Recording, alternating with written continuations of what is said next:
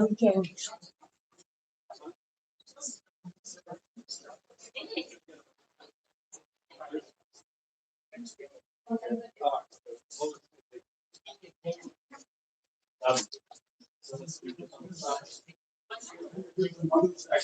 Yeah, I've just a little bit now.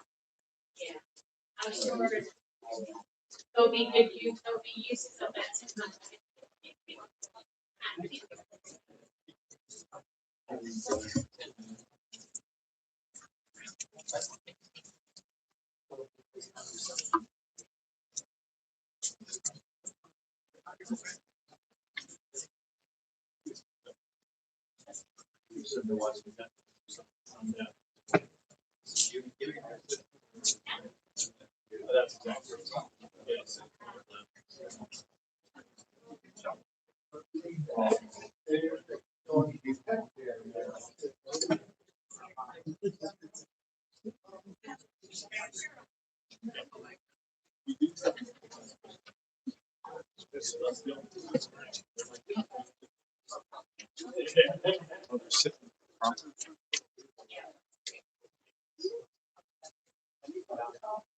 Oh, yeah. Sit next to me.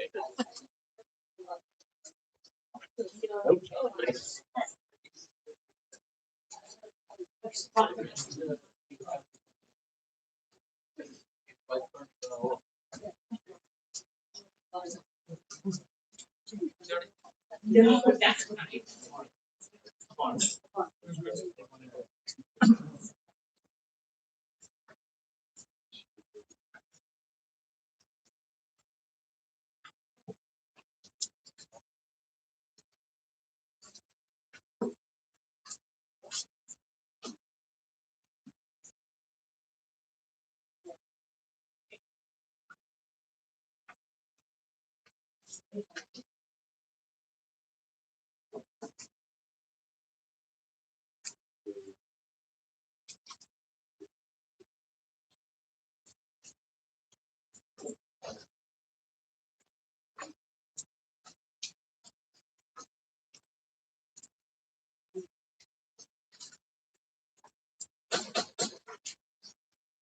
I'd like to call this meeting of the Limerick Township Board of Supervisors to order. Stand for the Pledge of Allegiance, please. Allegiance to the flag of the United States of America, and to the republic for which it stands, one nation, under God, indivisible, with liberty and justice for all.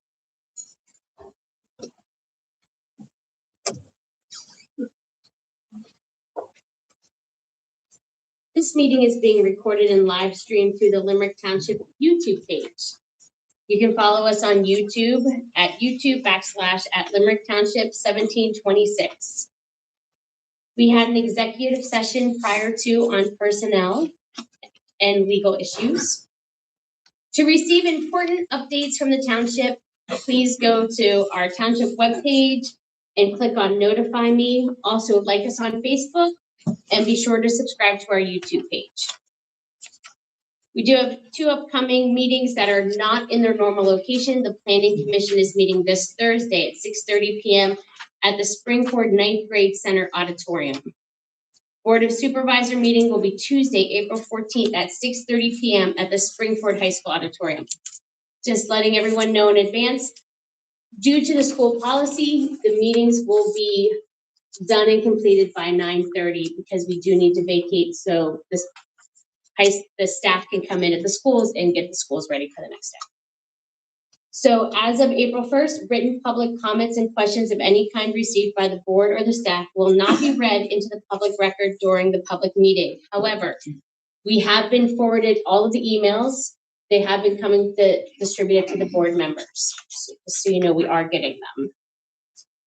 And we do have some park and rec events coming up. Princess Yoga, Saturday, April 11th at from 10 to 11.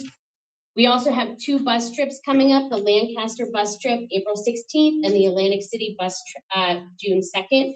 Be sure to follow along with Park and Rec either on our webpage, or you can follow them on Facebook as well.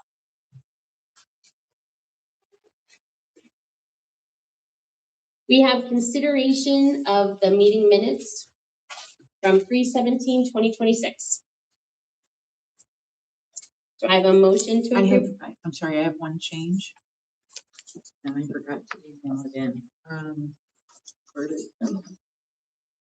My name was misspelled, so I think it's on page. Under zoning hearing board.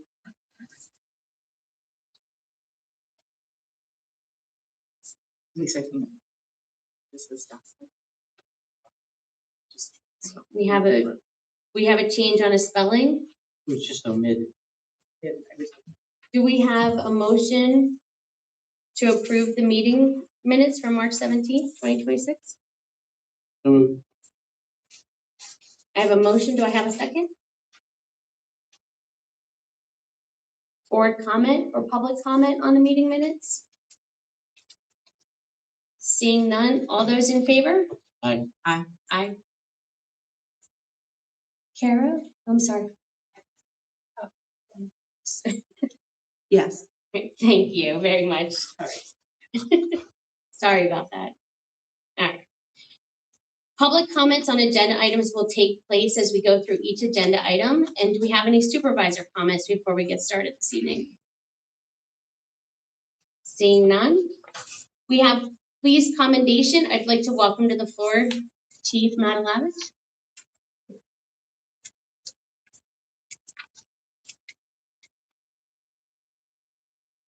Thank you for joining us this evening. Thank you. I have a couple of brief comments for everyone tonight. Bittersweet.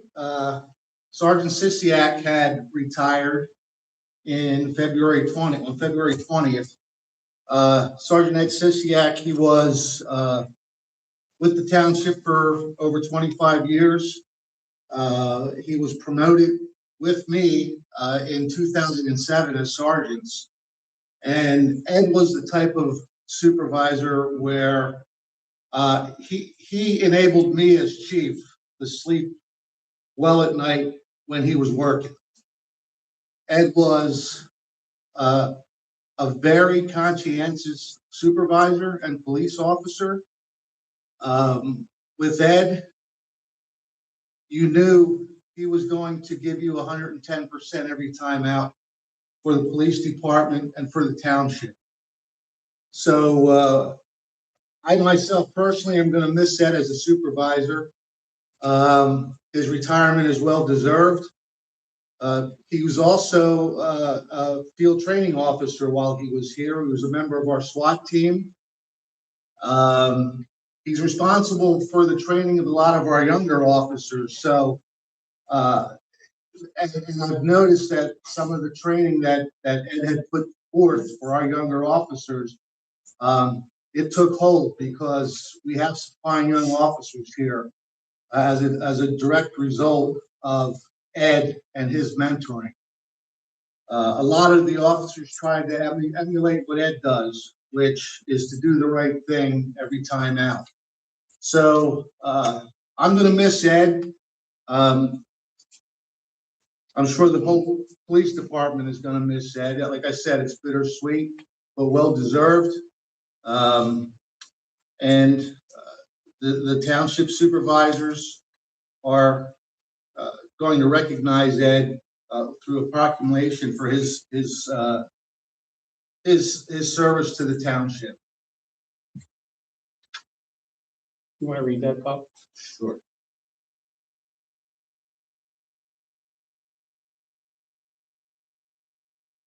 The commendation issued by the Limerick Township Board of Supervisors is commending Edward Sisiak for over 25 years of service to Limerick Township. Whereas it is the intent of Board of Supervisors of Limerick Township to acknowledge and give special recognition to individuals who demonstrate exceptional service and contribute significantly to the success of the township. And whereas Edward Sisiak served the residents of Limerick Township with distinction as a Limerick Township police officer for over 25 years from 2000 to 2026. And whereas Ed has been a member of the regional SWAT team, a department field training officer, a graduate of the prestigious Northwestern University School of Police Staff and Command, and recipient of the FBI Leader Trilogy Award. And whereas throughout his tenure, Ed's shown unwavering commitment, leadership, and dedication to the betterment of the community. His devotion to duty is in the highest tradition of public service in Limerick Township to the Limerick Township Police Department. And now therefore it is resolved on this 7th day of April 2026 by the Limerick Township Board of Supervisors that Edward Sisiak is hereby commended for his years of service to the community with sincere thanks and appreciation for over 25 years of courage, sacrifice, and unwavering commitment to protecting and serving our community. May your retirement be as rewarding as your service has been honorable. Resolved and enacted by the Board of Supervisors of Limerick Township the 7th day of April 2026, and it is signed by the entire Board of Supervisors. And this is a very nice commendation, and we truly appreciate it by Ed. Thank you very much on his behalf.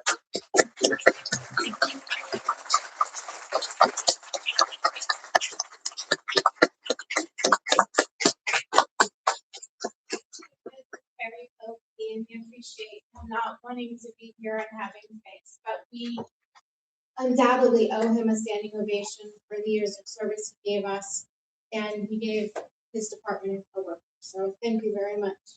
Thank you, I appreciate it. And the association is having a dinner for him next week, and that commendation will be They are. to him at that event. So Yes. Chief, if I may, part of the reason it's not here is Ed's strong dedication. Do you mind?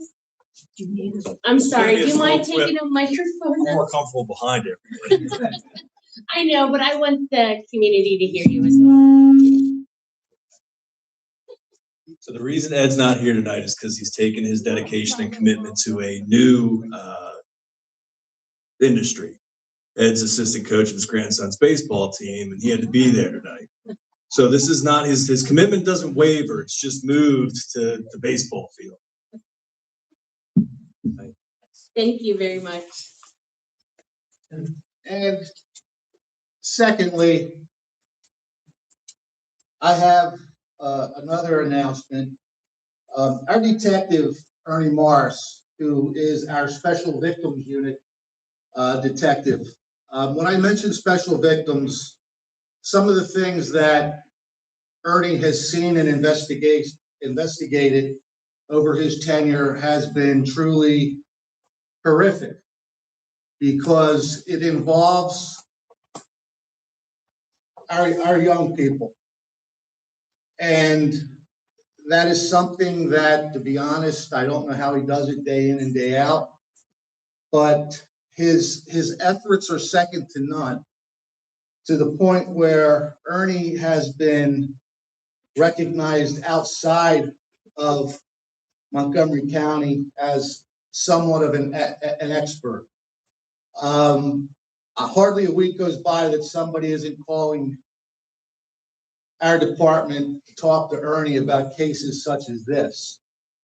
And April 1st, Ernie was one of 4 people that were awarded the PA Blue Ribbon Champion for Safe Kids Award.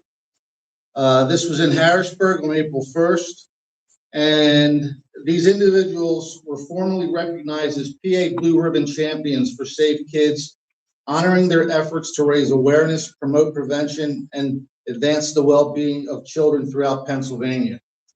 So this isn't the first time, and I'm sure it won't be the last, that Ernie will be recognized for his work in an area of police work where you truly have to be a special human being to deal with this on an effective manner without emotionally breaking down every day. Because, like I said, special victims are just that. They're our kids, and this is what Ernie does. He champions on behalf of them, and I'd like to recognize Ernie for a job well done. Thank you.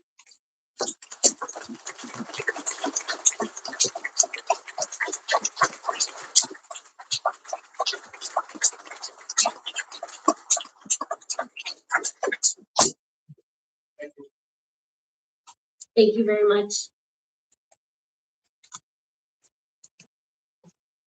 Moving forward, we have our bills list number 7, March 14th, 2026 through April 3rd, 2026 for $626,005.90. We have a motion to approve the bills. So moved. So moved. Thank you. I have a motion. Do I have a second? Second. Board or public comment? Seeing none, all those in favor? Aye. Aye. We have confirmed appointment under subdivision and land development. I'd like to invite up Mulholland Drive.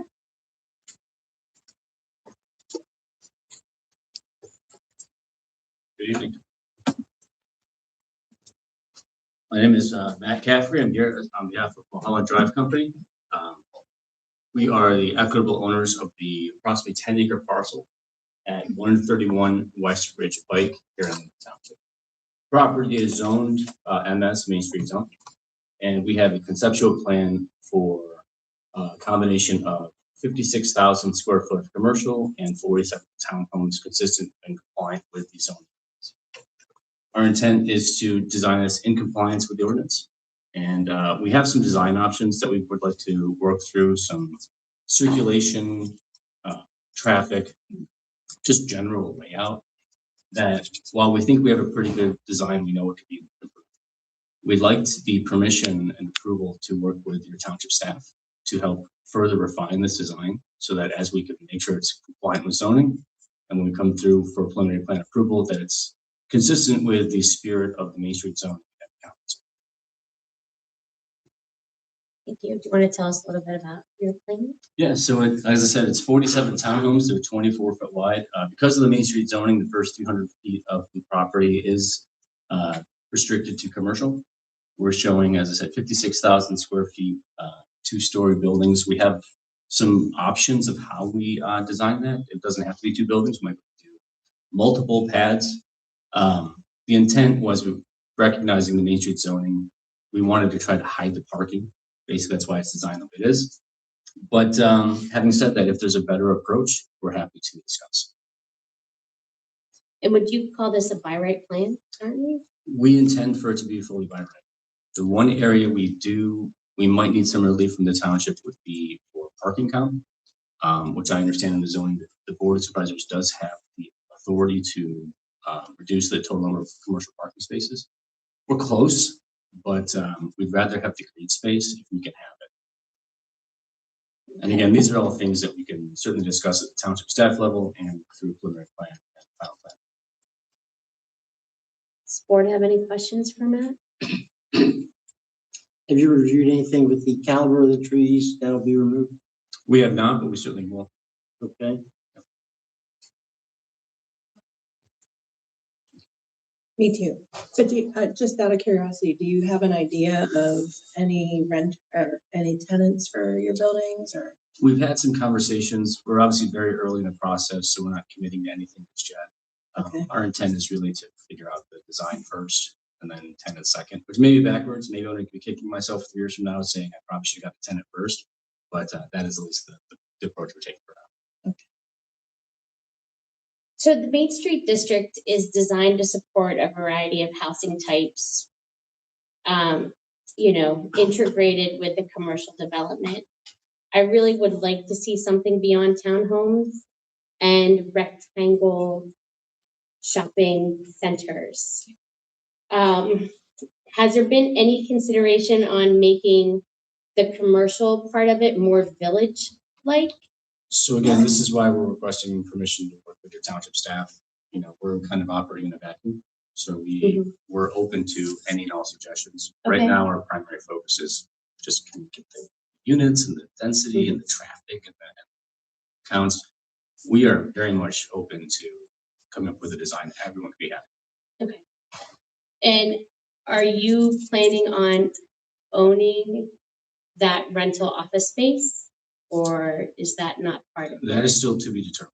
Okay, so you would be open to potential village style retail office that business owners could actually buy those properties, condo style, as opposed to everyone having to lease their space as business owners. That's something that might be appealing to you. Yep, right now, so everything is on the table. We have no, I am very comfortable with you going to talk to staff. And if you're, definitely open to some different ideas, I'd like to see not townhouses. But I understand, some small lot, carriage homes, they attach, they touch each other. to that point, yeah, we've talked Yeah. with a couple other builders as well on the residential side, so there's flexibility there as well. Yeah, I'm fine with that. So we have 3 to staff. Please go to staff. Or with you. I'd Okay. love to see some other homes. Okay, you can go to staff, and I Awesome. am looking forward to seeing what comes about. All right, thank you Thank very you. much. I appreciate it. Thank you very much for your time. Have a great night.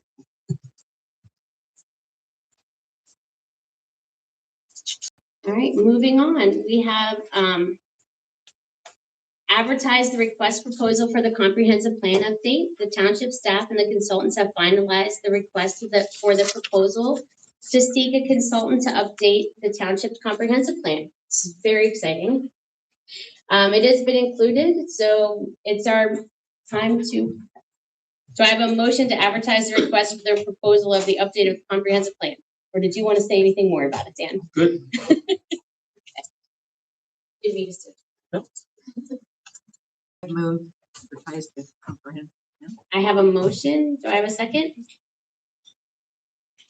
I'll second it. Board or public comment on the comprehensive plan? Seeing none? Just that it's overdue and needs to be done. Okay. So no more board or public comment. All those in favor? Aye. Aye. Aye. Did you catch that? I have a yay and a nay? Yes, thank you. Thank you very much. And then moving along, I have South Hill by Lennar. I'm gonna Yeah. turn that over to you, Dan. Yeah, South Hall. So this is, it's been a little while in the making. But when the community was built several years ago, the intent, the discussion at the time with the board at the time, with the community, with the builder at the time, was that those roads would be turned over to the township upon completion. You're looking at the community there. It was designed in accordance with township standards. And various reasons why it just took this long. But anyway, the HOA reached out. We agreed. Cal and Joe Platt and our engineering team and Public Works all did the inspections. It's all in great shape and all on our side to recommend that the township, that the board approve the resolutions that would dedicate these roads to Limerick. Great. Do we have a motion to approve the resolution 26-9, accepting the deeds of dedication for Golden Vale Road, Knock Hill Drive, and Tommen Way? So I do have one question. I need a motion first. So do I have a motion? So moved. Do I have a second? Second. All right, So my board comment. My question is there is on page 79 of the packet, there's a page that's has this bullet. And I don't know what it relates to. Can you speak into your microphone? So sorry, on page 79 of the packet, there is a page that has a bullet that's hanging out. And I don't know what it relates to. Here it gets to. I'm looking at mine, I have it on here, right?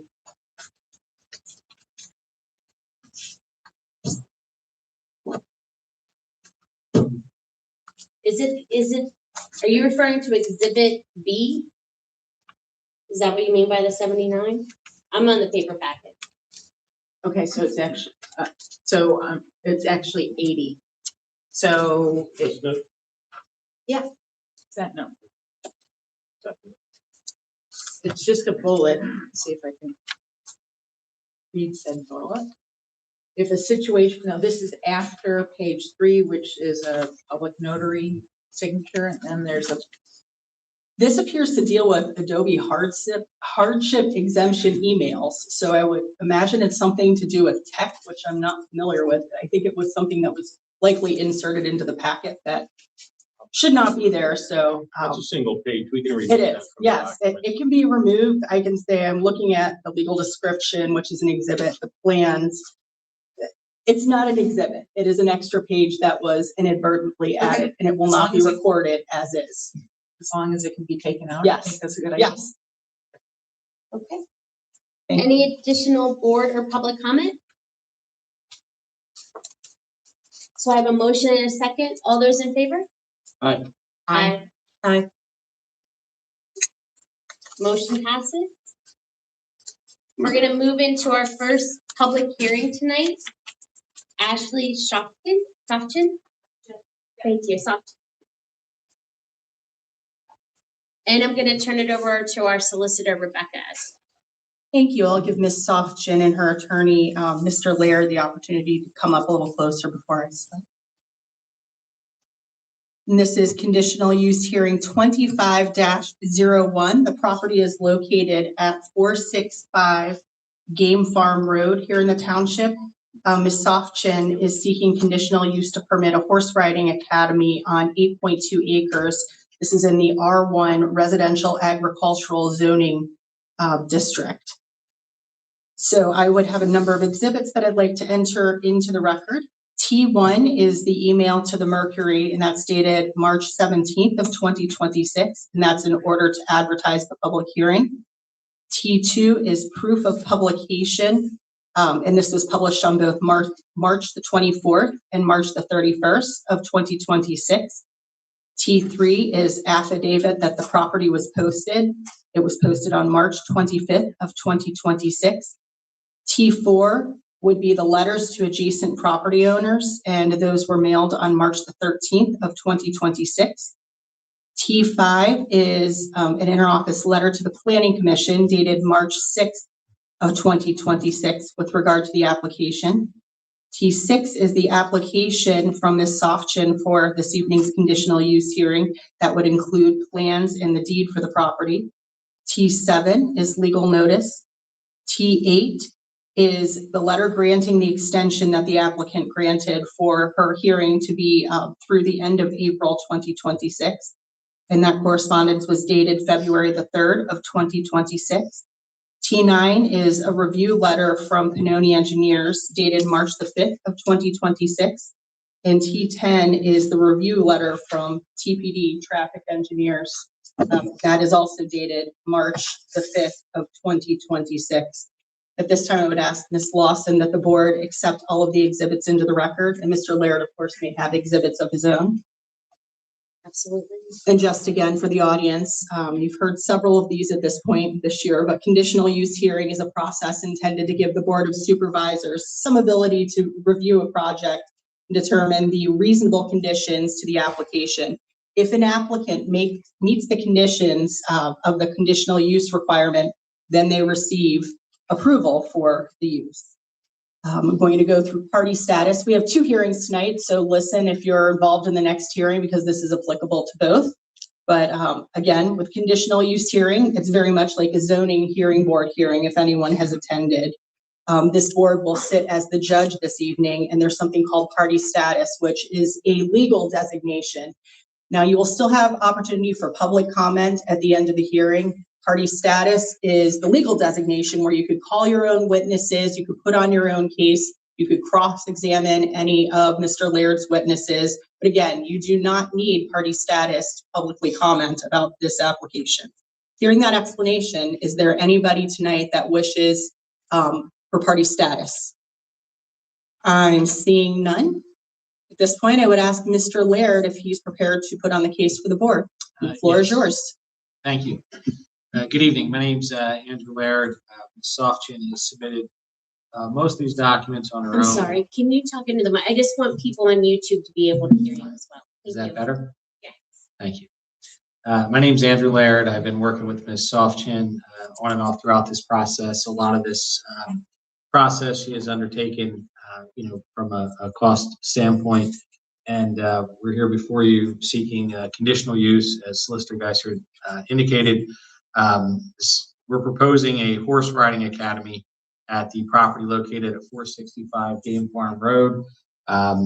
It is in an R1 residential agricultural district, and pursuant to section 184-99D of the zoning ordinance, a horse riding academy is a conditional use, provided the applicant has met all the conditions. We also have Mr. Frank Tovani with us, who is the engineer that has worked on this project, that will be presenting and providing information as well. In looking at the March 5th correspondence from the township's engineer, I'm of the opinion that all conditions, or substantially all conditions, have been met, and the Board of Supervisors may have some questions with regards to some of the use or some of the area. There's no shovel that's going in the ground, if you would. There's nothing that's being built or constructed. This is essentially taking its existing form, adding parking to conform with the township ordinances, and the lessons are going to be lessons which will be by individual appointment only. So this is not quote unquote a free-for-all. These are people who will be scheduled one at a time, so traffic will be extremely limited. Before I turn it over to Mr. Tovani to discuss some of the specifics, I will note that the previous review letter did suggest a highway occupancy permit would be necessary. Ms. Softchin has made that application. She is in the process of working with PennDOT to determine whether a permit will be required for this project. So, we would ask that, provided the board is agreeable and believes that all conditions have met, we understand that that would be a condition to comply with any PennDOT requirements as well. Unfortunately, PennDOT tends to move a little slower than some other agencies, so that ball has been put into motion. At this point in time, I can turn it over to Mr. Tovani. I know there were some questions with regards to the plan itself. For example, widening of the driveway, in which we proposed crushed stone be applied to either side. This way, it does not affect impervious areas. And some of the parking which has been established on the plan to meet the township plans. So with that in mind, I'll turn it over to Mr. Tovani.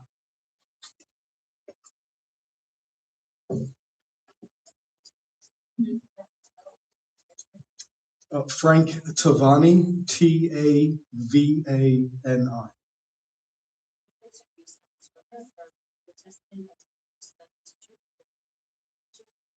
I do. Mr. Tovani, who are you employed with? I'm essentially self-employed with F. Tovani and Associates Incorporated.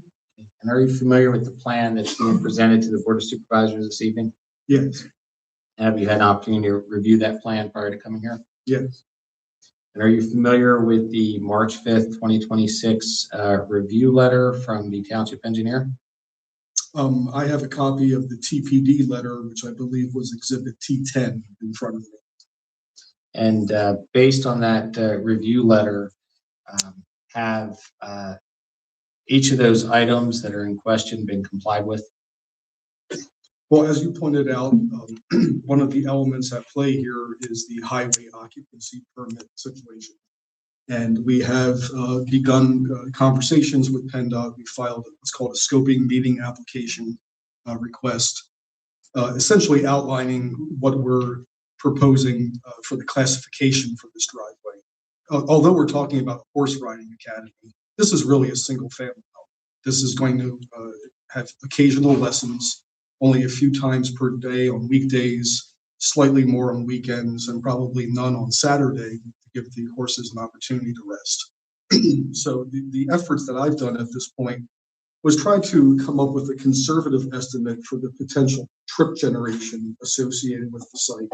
And that's important because PennDOT classifies its highway occupancy permits in different ways based entirely on how much volume is associated with that driveway. Typically, you're looking at low, medium, or high volume permits, but there's actually a classification called a minimum use permit, which is typically used for single family homes, which is essentially what this application is.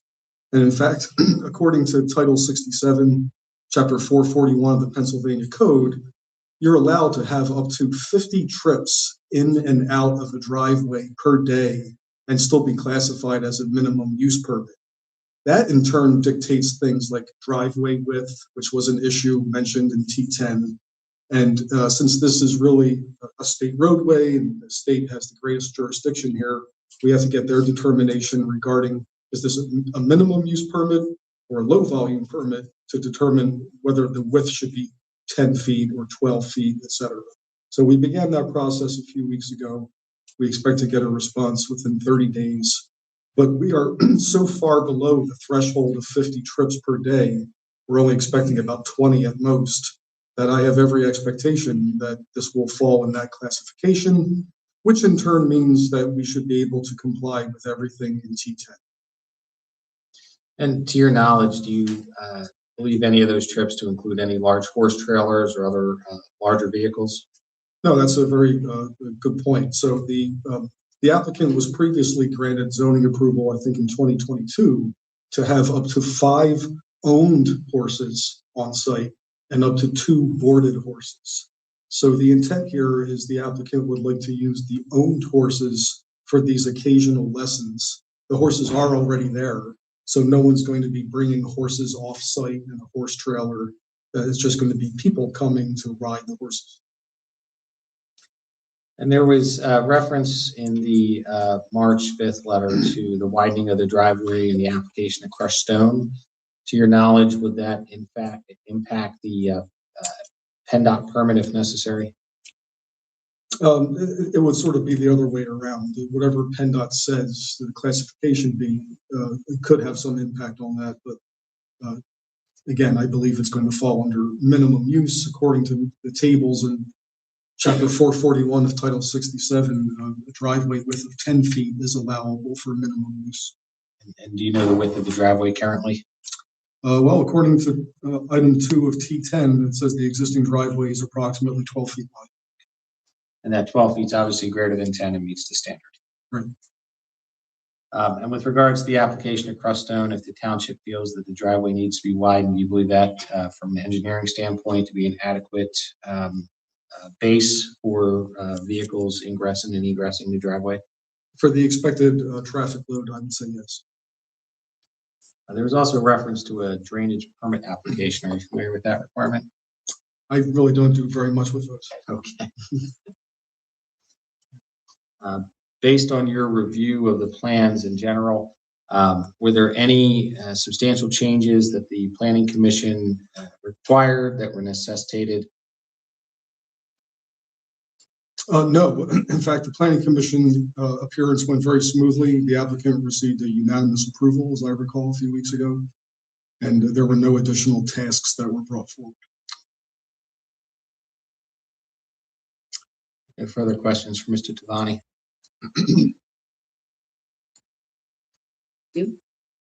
I actually wanted to ask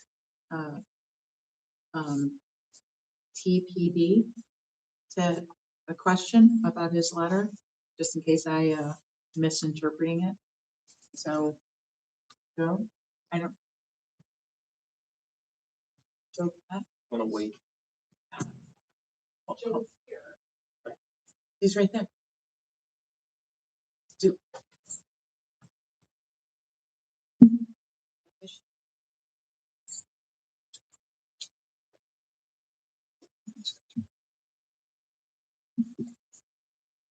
I have a question in the meantime for Ashley. How many lessons, how long is an average lesson?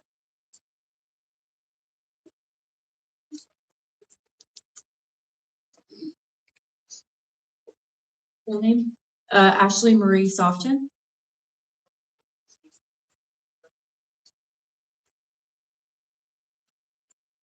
I do. How long is the average lesson? that you're We offering? offer 30-minute and 60-minute lessons. While you're there, I have a question too. Are you done? Do you have another one, Linda? Okay, real quick, there seemed to be a conflict in the documentations about the time of your Sunday lessons. So in one document, it had said one time, and another, it had said another. So what is your intention on Sundays in the winter time? 9 to 2 p.m. 9 to 2? I have a question about the winter hours. I'm seeing that the November to March is to 5, but it gets dark. Are you gonna need any lighting for that? Or is it already No. existing? No, we decided to we really wanted to keep it as simple as possible. So we really won't be offering lessons after sunset. Okay. And do you have any future thoughts of maybe you may cover the arena? Just want to make sure that if you decide that we have everything done now, you might consider that. The existing arena, no. Yes, you're going to leave it open? Leave it open. Okay. And do you have any plans for like events, shows, or competitions? No. there? If you decide that you're in the future, would you consider coming back to seeing us again to discuss that? If you decide to go down that road? I don't think we want to be honest. I think we participated in a staff meeting and discussed adding additional relief requests to this application. Obviously, there's a great cost and time commitment to this. I think Ms. Softchin's more focused on hopefully getting the riding academy started. And in the future, if there was an intent to host some type of event or expand it, obviously we'd make a proper application and come back before the Board of Supervisors. But it was something that was considered prior to submitting this application. It was something that was discussed in the staff. Okay, thank you. I could just follow up with Ms. Lawson's question. That would include a summer camp.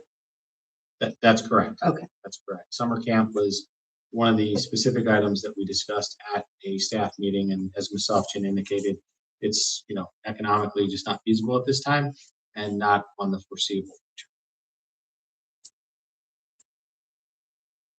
future. Okay, sorry for my delay in my questions. Number one is, I think I saw part of the application, you have 6 parking spaces now, and you want to add an additional parking space, so it'll be 7. At the very beginning, I think it was in the application part. I think the end goal was 9 parking spaces in total. So I actually have to see that. But right now, we can easily accommodate 6 vehicles, but I think we wanted to stay on the safe side. And that's where the additional parking kind of expands off of what we already have for an additional 2 cars, 2 to 3 cars. But you're only expecting 1 individual riding at a time? Yeah, so we have 2 boarders. There is another trainer that comes, and then the client, and then any potential overflow. The other thing too that we canceled out, it was a farm stand. So some of that was going to also accommodate a farm stand, but we decided to steer away from that as well because we didn't want to affect PennDOT. We're trying to keep things simple and not have to keep investing, if that makes sense. Absolutely, it does. And then the other question I had was, I may have misunderstood what I heard, so let me just clarify. Is in the TED's evaluation, they are saying that as a part of the driveway, is the township is going to need the fully paved road. Is that going to be all right with you? So I'm looking at the last phrase on August 29. I think the letter. There's a more recent, March the 5th is the most recent review Right, letter. March the 5th, but the comment is under August 29.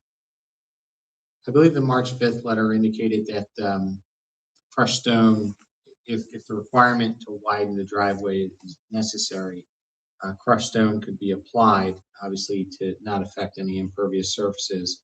I believe the comment was PennDOT may require the entire width of the driveway to be paved for a portion of the overall length as part of any highway occupancy permit. So I think the consideration is from township perspective, and as Mr. Cavani indicated, the low volume of vehicles, if the driveway is required to be expanded beyond the 12 feet, the application of crushed stone would obviously be the most least invasive to the area without having to pave any area, but still allow that ingress and egress in a proper manner. I guess the phrase I'm looking at is at a minimum, the township will require a fully paved 2-lane cross section to the township ultimate right of way line.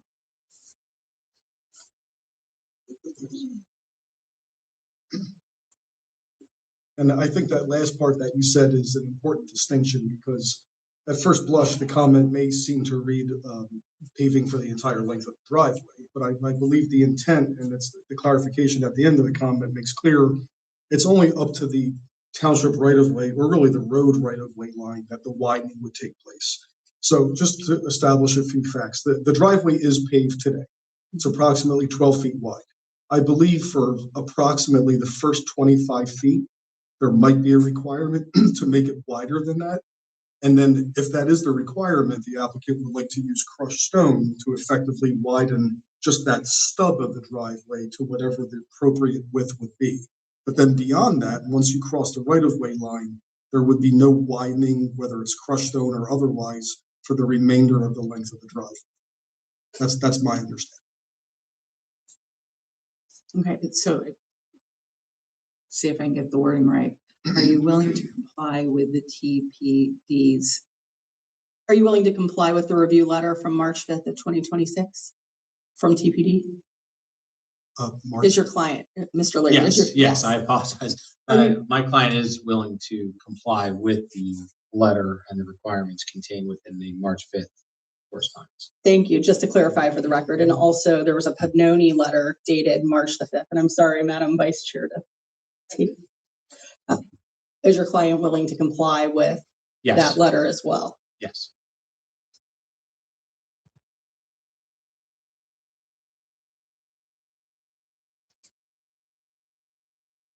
Does the board have further questions? Mr. One? No.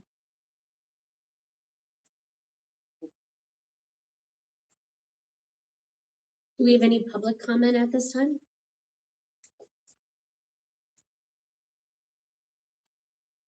Seeing none.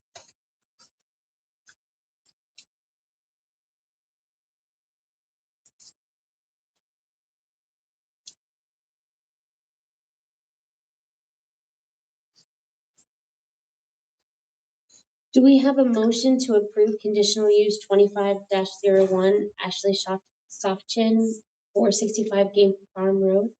So moved. Second. We have a motion and a second. Do we have any additional board comment and or public comment? I like the use and I wish you well. Yes. All those in favor? Aye. Aye. Aye. Thank you very much for your time tonight. Appreciate it. It was nice meeting you. All of you. It's nice to see you.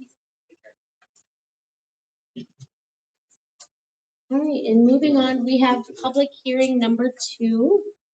It's conditional use 26-01 Park Mat LLC for 361 West Linfield Track Road. Thank you, and I believe Mr. Furlong is here on behalf of the applicant. And I'm turning the conditional use hearing back over to our solicitor.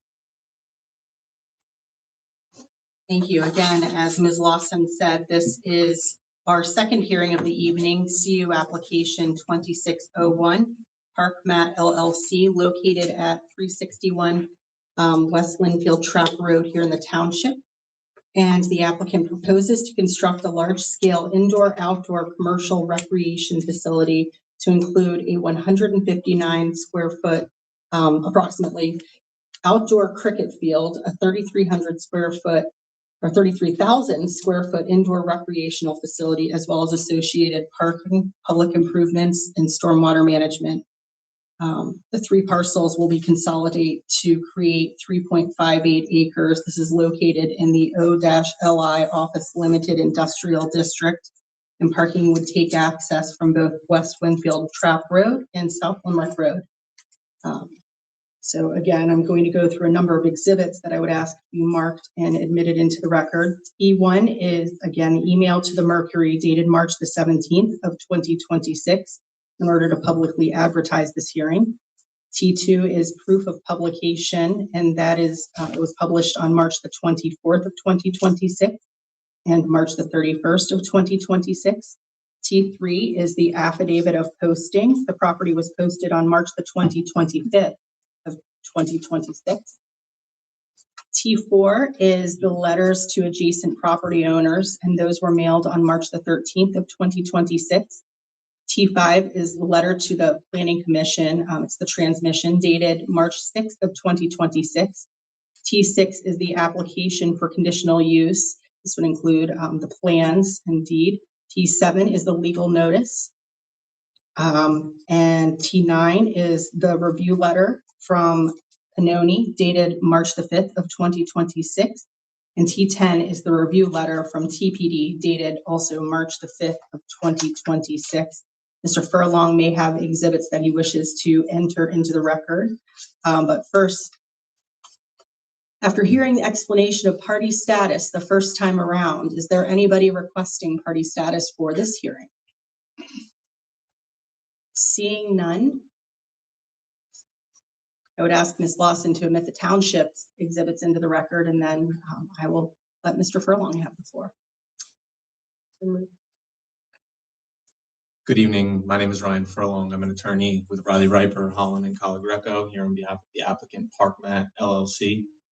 Before I go further, would you mind if I come and pass up our exhibit package? Please.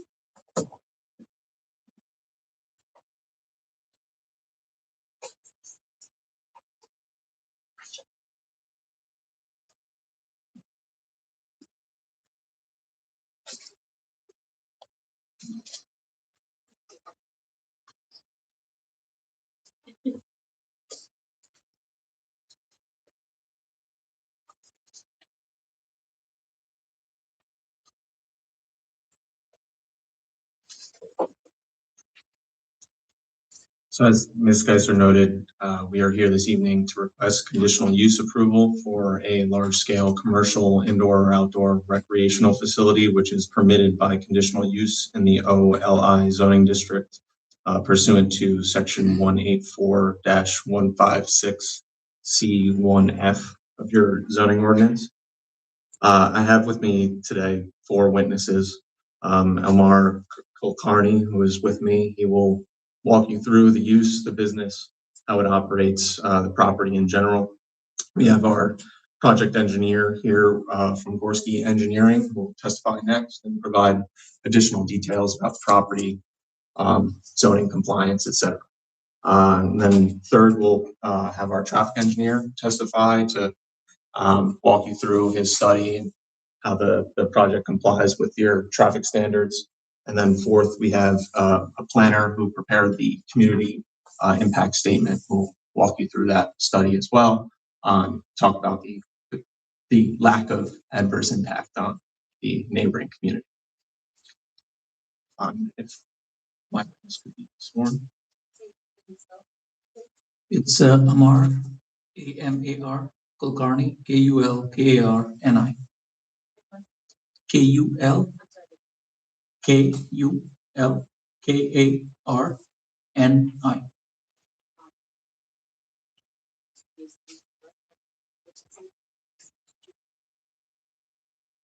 I do. Mr. Kulkarni, could you provide the board with your business address?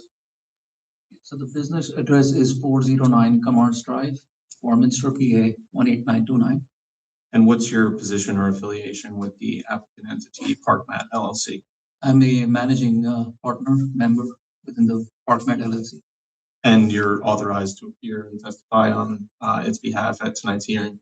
Yes, Now, in our packet, we have several exhibits essentially establishing your standing or right to be here this evening. Exhibits A3 through A5 are deeds for the 3 lots to the property. Is that correct? yes, And is it exhibit A6 a redacted agreement of sale, showing that you are the equitable owner of the property? yes. Now, I'd like to direct your attention to exhibit A8, sheet 4, which is an aerial exhibit plan.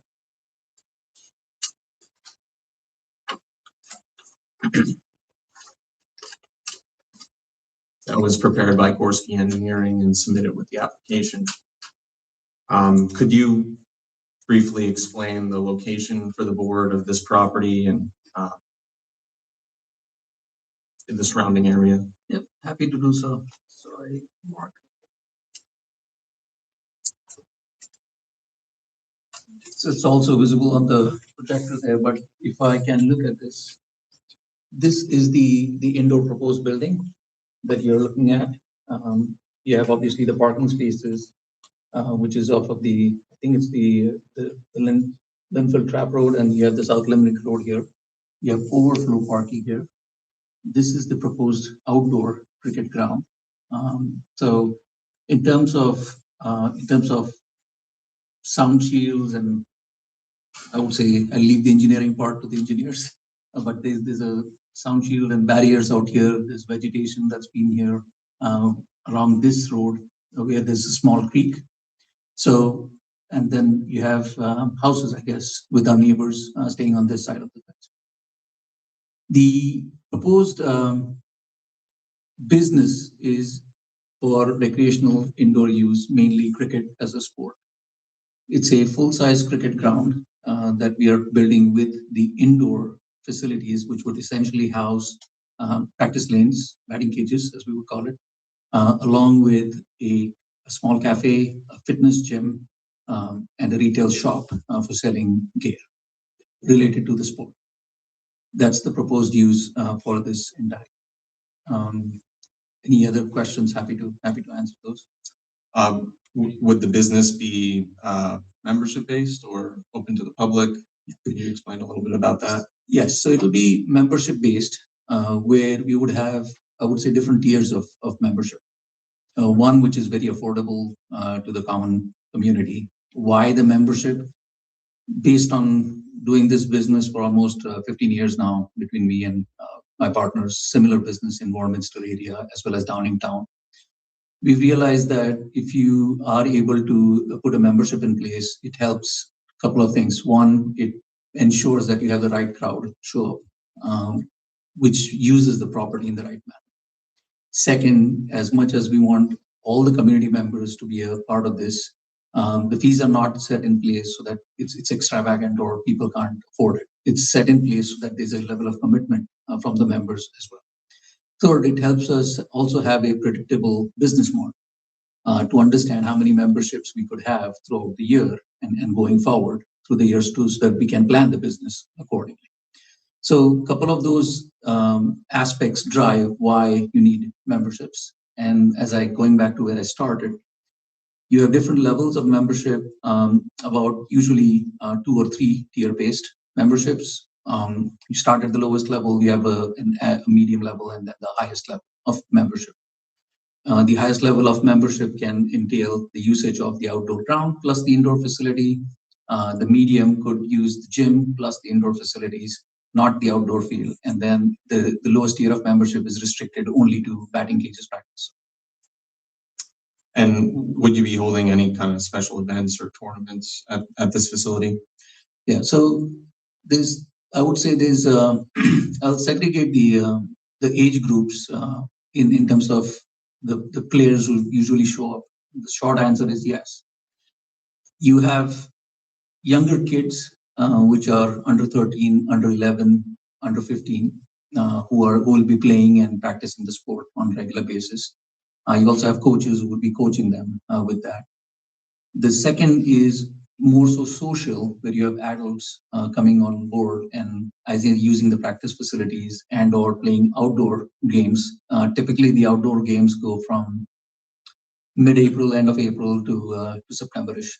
That's, obviously weather permitting, the April use as such.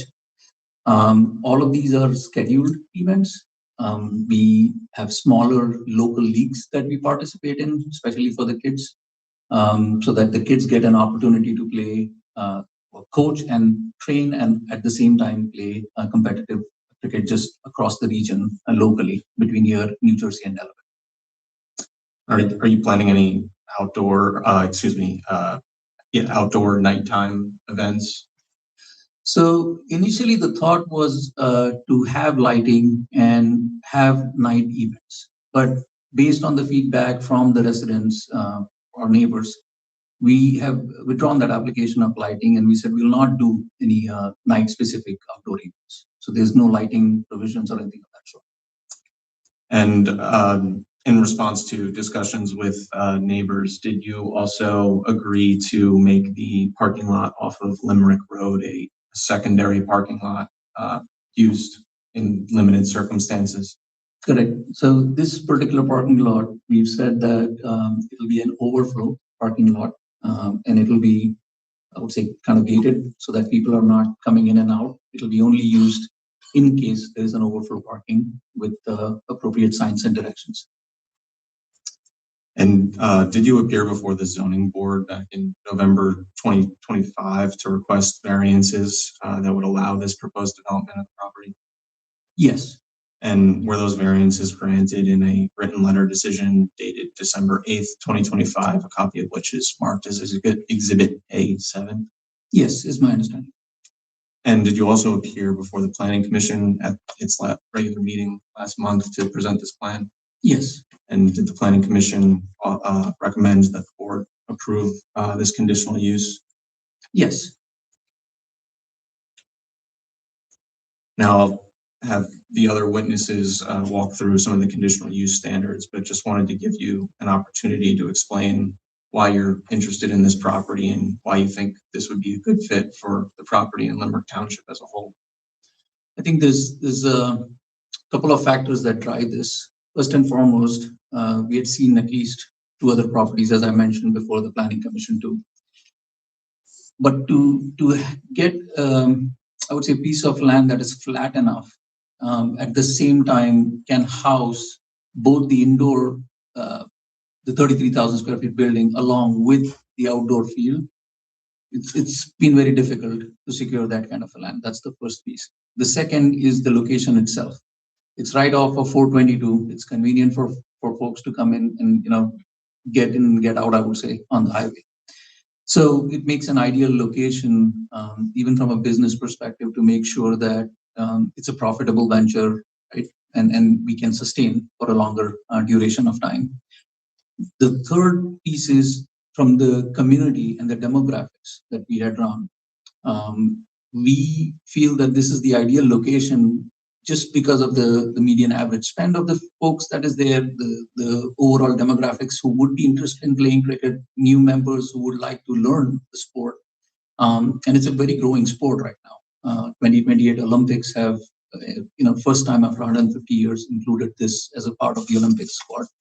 There's a lot of colleges who are playing American college cricket. There's a lot of schools between New Jersey, New York, and some in Pennsylvania as well who are adopting this as a sport. So more get the kids out of their phones and digital devices, and adults as well, so that they can spend more time, with each other as a community and strengthen their bonds there. I have no more questions for this witness. I don't know if the board wants to ask questions now or. How many players are in a game of cricket average attendance? So there's typically I'll give you a short answer and a longer answer. So the first short answer is there's typically about 30 people, I would say. So there's 12 players a side. So you'll have 2 sides with 12 players each. There would be 2 umpires would be umpiring the sessions, and you have 1 or 2 who are like coaches and physio who's come in per team. So on an average, about 30 people. If you are holding playoff events like quarterfinals or semifinals or finals, that number of spectators that come in, they would be another 30 or so. So I would say total between 55, 60 people who could show up for major events like those. The duration of the game is twofold. For the kids, the game lasts for about 4 to 5 hours. For the adults, the game lasts for about close to 7.5 hours.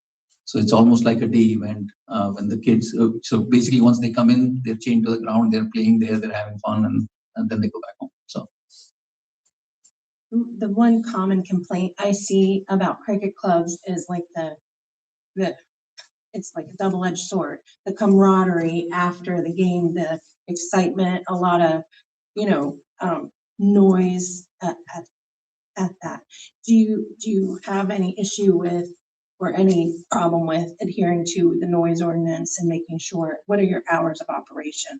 Will they adhere to that, to our noise ordinance? So the short answer is yes, we will adhere to the noise ordinance. The second is the hours of operation are from 9 a.m. to 9 p.m. But the outdoor field, barring during summer, I would say they typically would get closed by 4 p.m. During the fall and winter. So your sport is relatively new to us, to this area, which is refreshing. We have rugby in the township, we have soccer, we have a lot of different sports. We offer tennis and pickleball. So it's exciting to bring yet another avenue of international sport to us. I love it.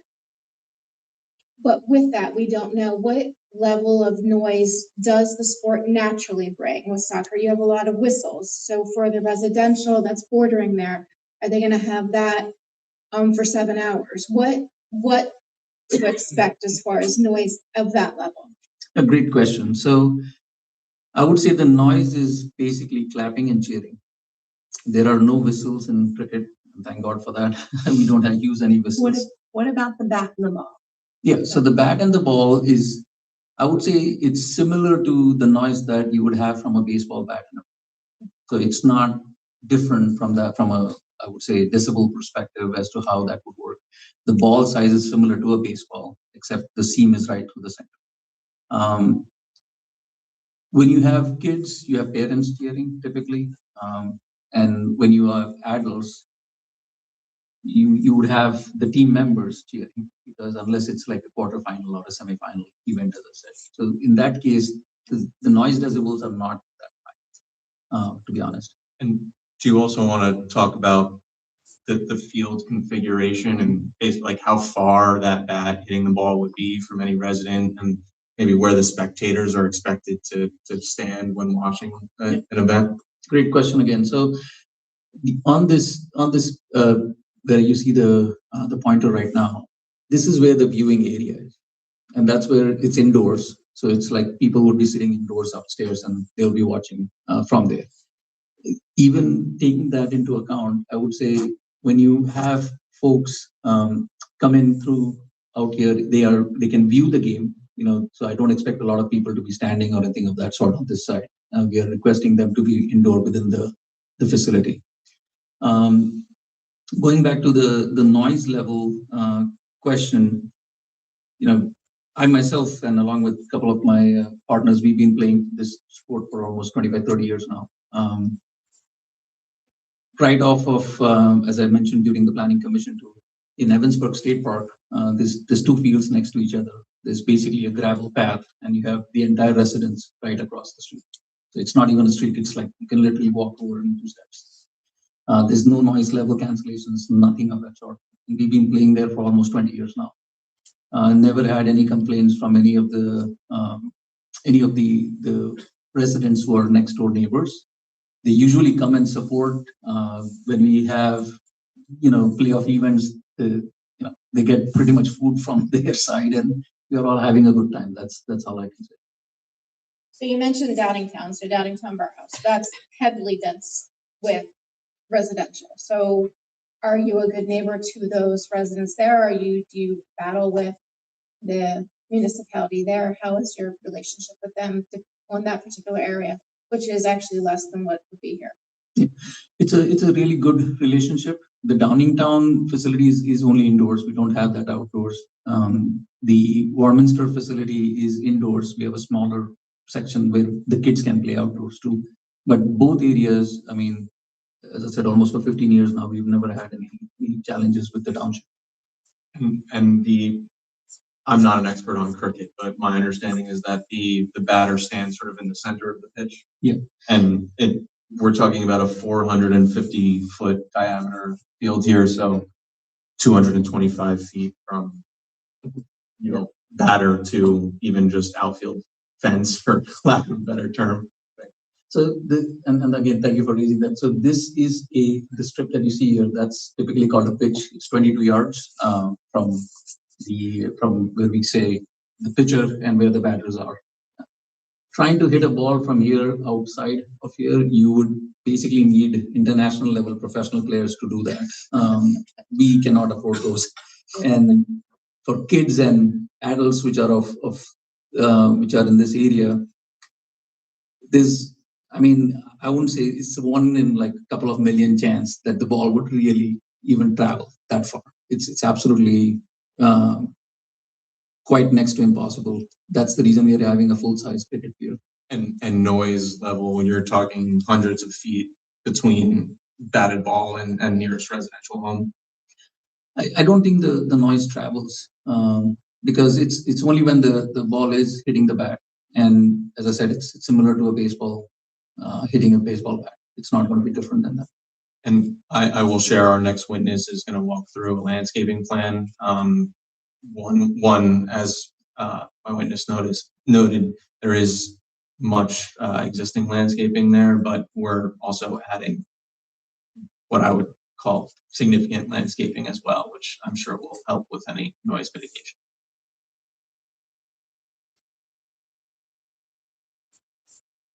Additional questions?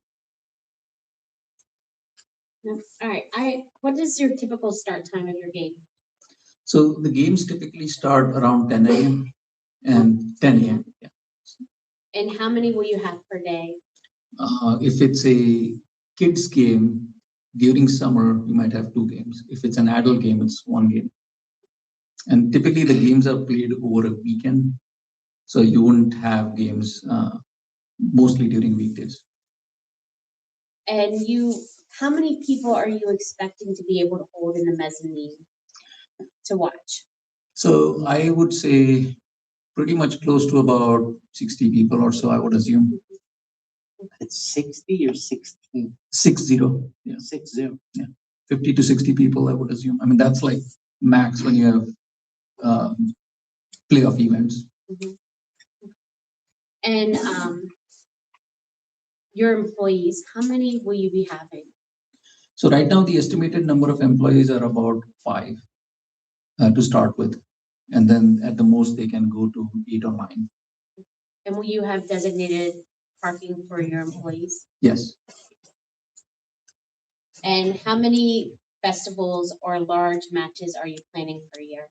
So I would look at about, I would say 4 to 5 at the most. And they typically happen towards the end of the season. So you don't have them in the middle of the season. There's a specific schedule that is laid down for the entire season before the season begins.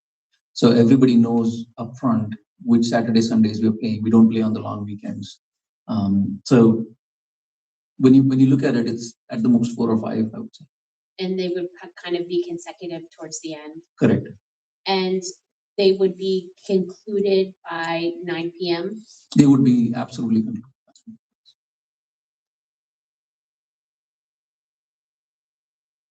So would you see the other 2 clubs having like a competition with this club, or is it just like one?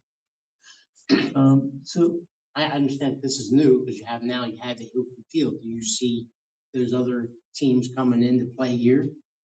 Yeah, so we would play our teams for the kids, different age groups would play against local other teams which are there, like similar age groups. U11, U15, U13, and then adults is on an average, I would say, between 15 to 18 clubs between here to Delaware border.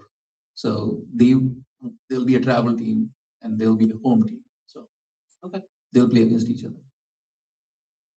I have a final question. Sure. I do not know if it's appropriate. No, go ahead. So bear with me. Some sports, some sports are all encompassing and involved, and others, you know, you can drink while you're playing, bocce, golf, whatever. What is cricket? Is this something we're enjoying over a couple of drinks over the 7 hours? No. Okay. If you have any kind of beverage excluding soda or hot tea or coffee in your hand, you're not allowed to be on the field or within the indoor premises. Okay. So this is an alcohol-free Absolutely. facility. Okay. Absolutely. Thank you. Wasn't it appropriate? No, it's a fair question. Anything else for me? I appreciate everybody's time. Thank you. Call my next witness, project engineer Anthony Hibbelin.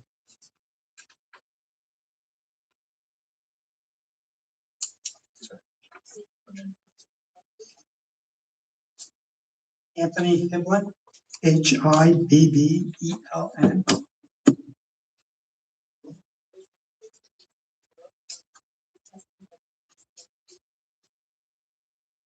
I do. Could you state your name? Could you state your business address and where you work for the record? I'm employed by Gorski Engineering, Inc., located in Collegeville, 1 Iron Bridge Drive. And what's your position with that company? I'm the Director of Engineering, responsible for putting together the engineered application plan set for the project. And are you a licensed professional engineer in Pennsylvania? Yes, I'm licensed in Pennsylvania and 3 other states. And have you been accepted as an expert in civil engineering before local governing bodies and zoning boards regarding land use and zoning matters?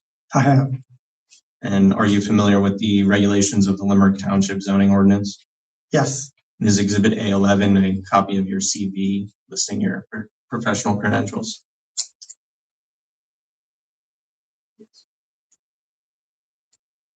Yes, that is it.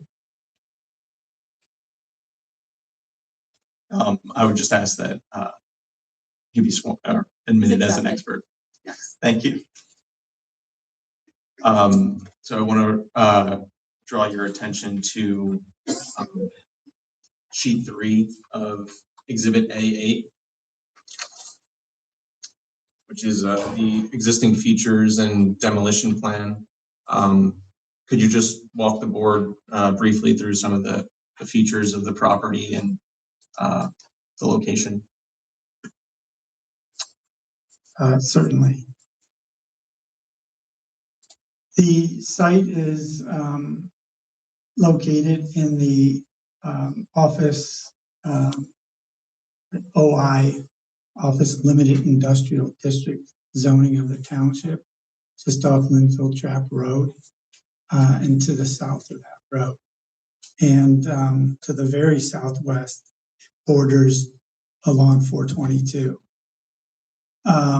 It's approximately just under 14 acres at around 13.5 and has a existing home and existing garage, existing driveway with some wooded areas and lawn and a small drainage swale that goes from the west side to the east side and separates the house and living area from an open field in the back, whereby we would set up the cricket field there in that open field. It stretches back around to South Limerick Road and borders right away there for about 220 feet. And are there any improvements on the property today? Just as I said, the house, driveway, a few outbuildings, sheds, garage. And they're proposed for demolition in connection with this project? It is, yes. The new driveway will be located not far from where the existing driveway is. Well, so let's look at sheet 2, which is the conditional use plan that'll show the applicant's proposed improvements and that driveway. Could you explain to the board where access to the property will be taken, primary access? Certainly, on the west side of West Linfield Trap Road, we will construct a drive entrance with a medium strip. So there'll be a left out and a right out, as well as right and left in here at the west side of the road.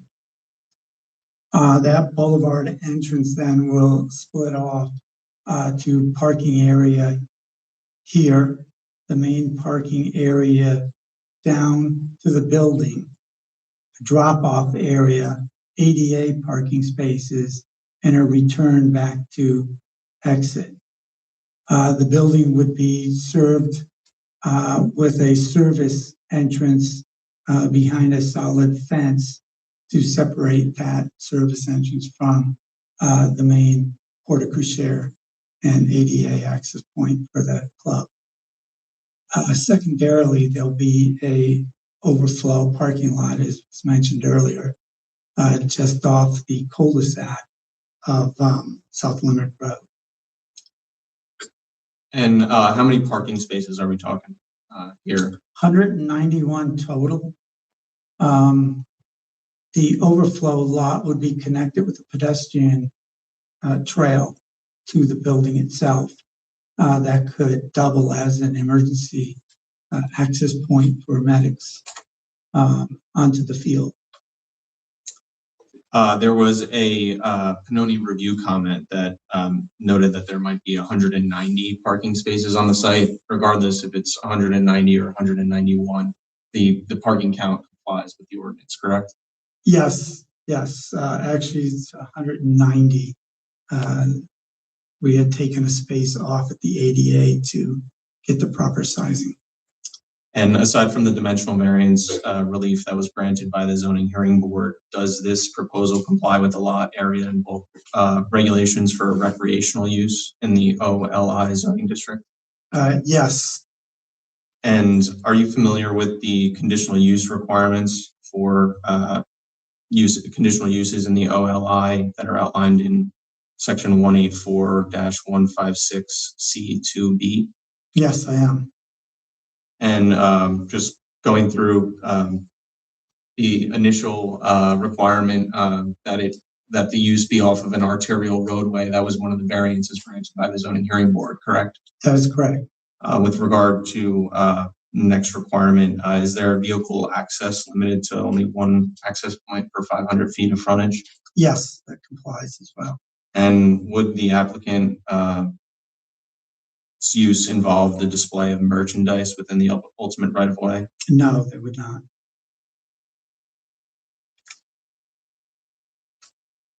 With regard to general conditional use standards outlined in section 184-43, does the project include adequate site design methods such as plant screening, tree preservation, setbacks, fencing to avoid significant negative impacts on nearby uses? Yes, we've actually contained some preliminary landscape plans with the conditional use. So we'll turn, I guess, first to. Sure. We'll start with sheet 6 of Exhibit A8, which is a portion of the landscaping plan. We have 3 sheets here for a landscaping plan.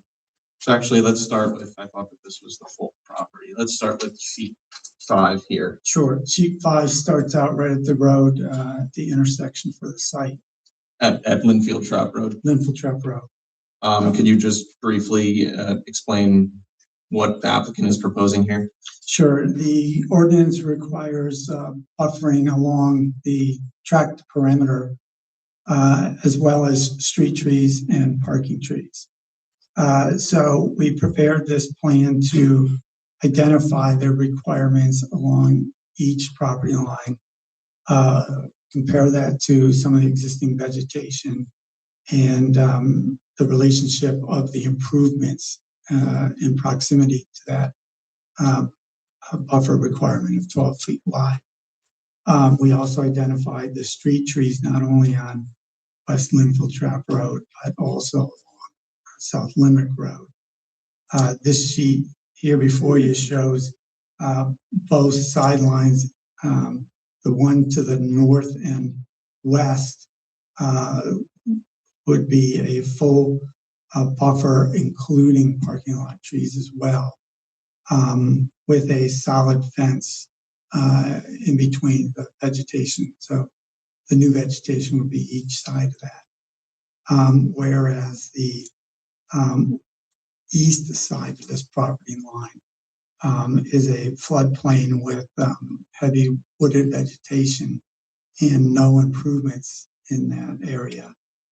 We were seeking the existing vegetation as the buffer there, again, pursuant to the code. Along the street then would be the required street trees and shrub hedge that would pick up any headlights from escaping the parking lot at that height. And turning to the next sheet here, which is the main portion of the site, could you outline some of the landscaping? And, you know, since we were talking about the southern property line and potential impact on residential properties, maybe you can outline the landscaping being added there as well. Sure. The cricket field comes nearest to that eastern property line within 35 feet. And the idea would be to strengthen the existing vegetative buffer along that line with a mix of shrubs, ornamental trees, higher canopy shade trees, and evergreen trees.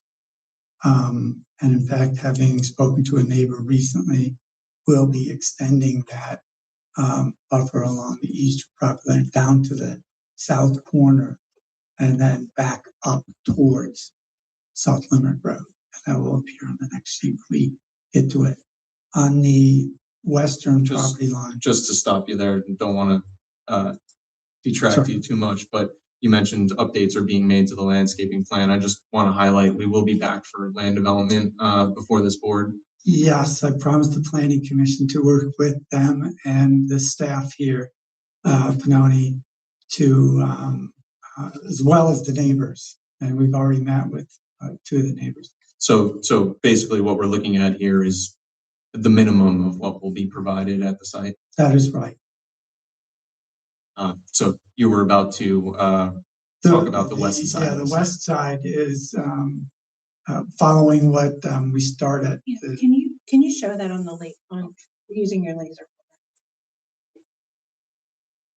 Along the west property line here, we would extend that buffer starting at the Linville Trap Road, continue it down this buffer line, crossing over the creek, we would restart it and continue it to the heavy woods that is here along 422.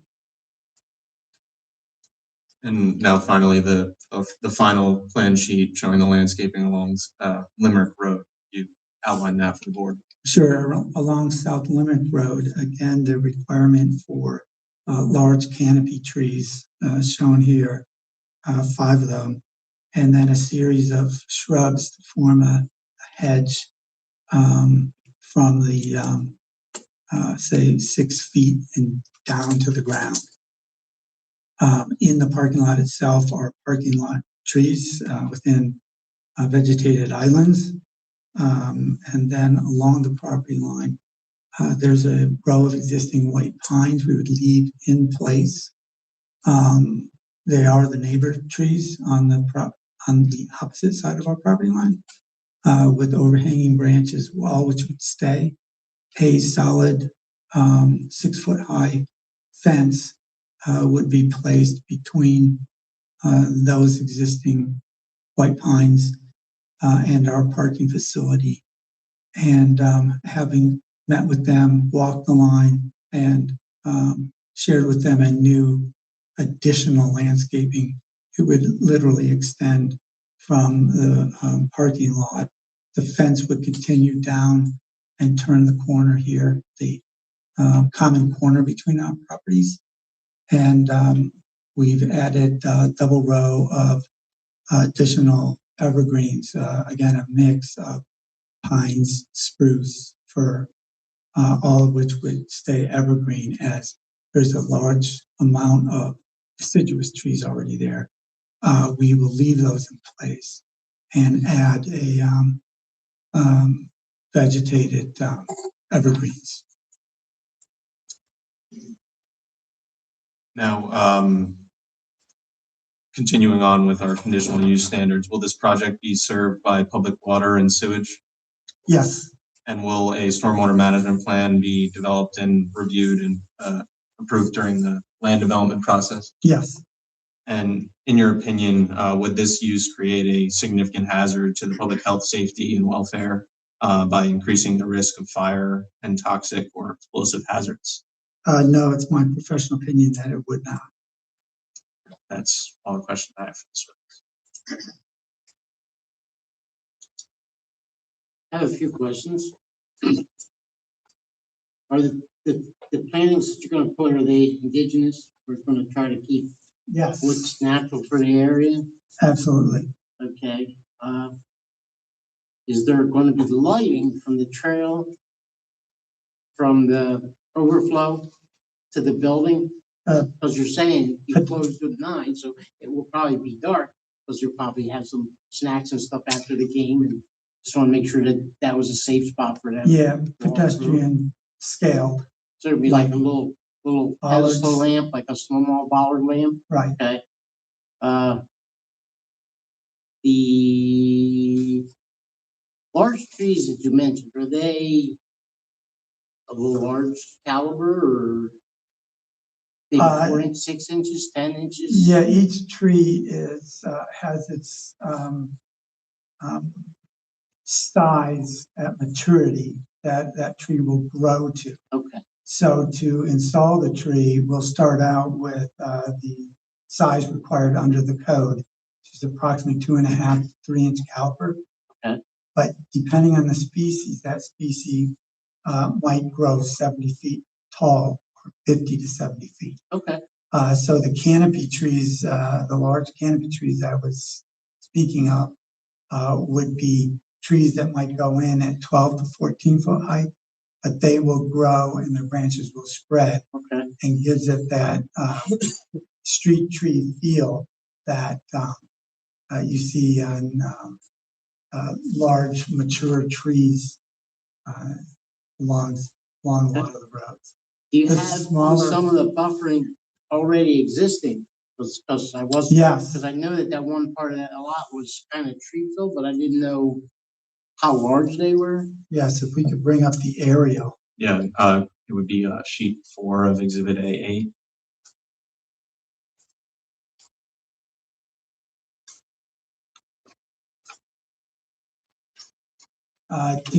Were you referring to the white pines here, or? Yeah, I was also going to ask a question about that.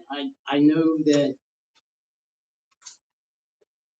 pines are subject to disease. I lost a whole row that long from a pine beetle. So my question is, how healthy are those pine trees, and should they die? Right. Will you be replacing them with something else? No, I will not.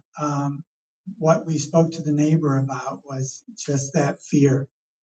They do have some arborvitae that did not take and are dying right now. Mm-hmm. The white pines do look very healthy.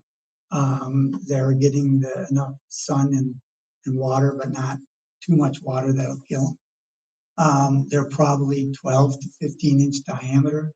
So I don't expect all of those trees to live forever. So what we've done is left them in place intact because they're not our trees, they're the neighbor's trees. Right. We've accommodated the mature branch drip line, so we'll not be under the drip line of those branches. And we will put a solid white fence on our side nearest the parking and a double row of firs, more pines, and spruces. They're all native to the area. The last question, I know you got your variance to cross stream, so what's that gonna be like culvert in between the parking lane? Yes, there are two culverts. I think if we go back to sheet 2, is that sheet 2 or sheet 1?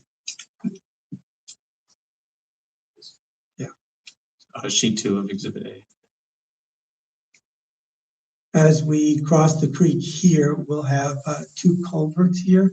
And then as we return, we'll have two culverts there, concrete box culverts. Okay. So so I'm not familiar with the stream. Is it a permanent stream or is it an overflow for rain kind of stream? Or is it Both. both? There's water in it, and it swells during the rainstorms. Okay. We've actually prepared a HEC-RAS flood study. That's the standard methodology for determining how much that creek will swell and how often it will swell. We want to make sure that when we cross it, the crossing has no impact on that water surface elevation.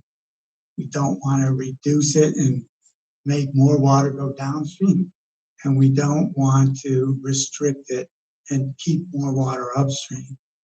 So we size these culverts to react in a way that's what's happening in the stream right now.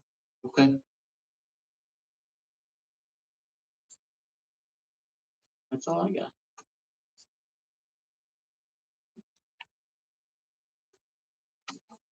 I have a question. Certainly. Is the field going to require an irrigation system?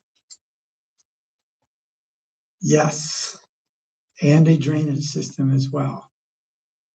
Similar to a baseball field and or a soccer field, the turf management will require watering in times of dry, a drainage so it doesn't sit there and make it so soggy you can't play on it. It is 1.5% cross slope, so water will shed off of it. Along the entire perimeter of the field will be a surface drainage, and then under the field would be some under drainage. And what fertilizers and pesticides would be used to maintain the turf? I don't have the list itself, but normal, safe fertilizers and weed control, again, similar to a soccer field, that it's safe to play on and that this stuff won't run off and cause any pollution.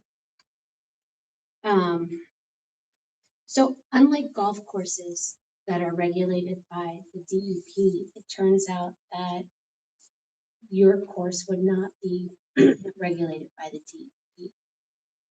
They haven't caught up to cricket yet. Would you submit and adhere to a professional nutrition management plan that limits the nitrogen application to no more than 0.9 per 1,000 square feet per application per the PA fertilization law? That would be something that the applicant would do, yes. All right. And phosphorus application is prohibited unless there is significant soil recognition and tests that allot for that. So, okay.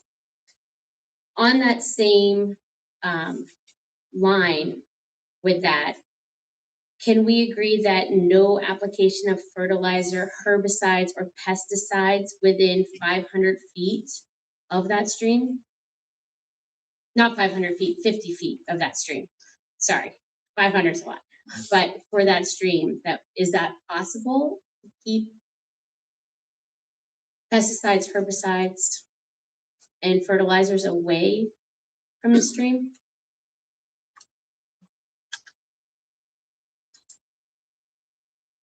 Yeah, I think we have a buffer at 35 feet. But the field,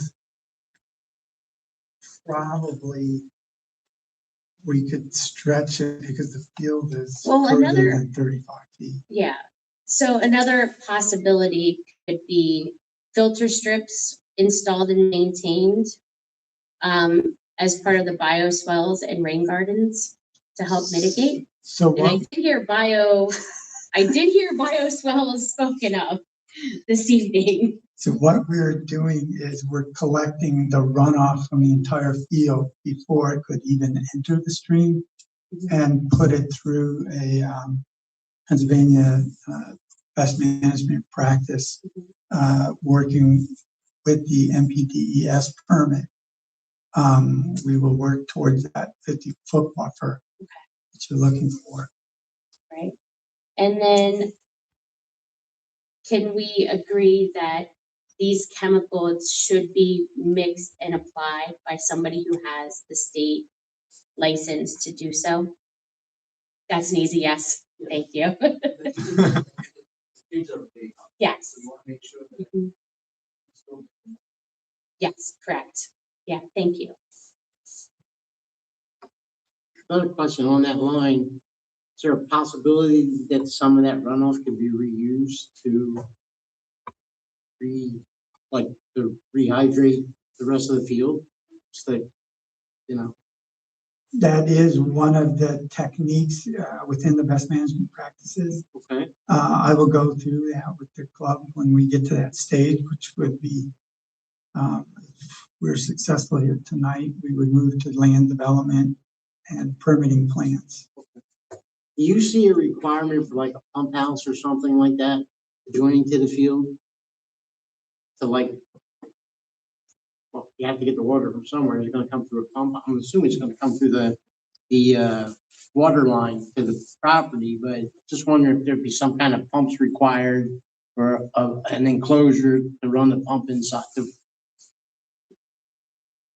For irrigation? For irrigation, you need something to get the water Right. out. So you're gonna have like a pump to run that, or is it just gonna be natural pressure that you're just gonna use like I would do to water my grass? No, typically with a field this size, you need some supplemental pressure.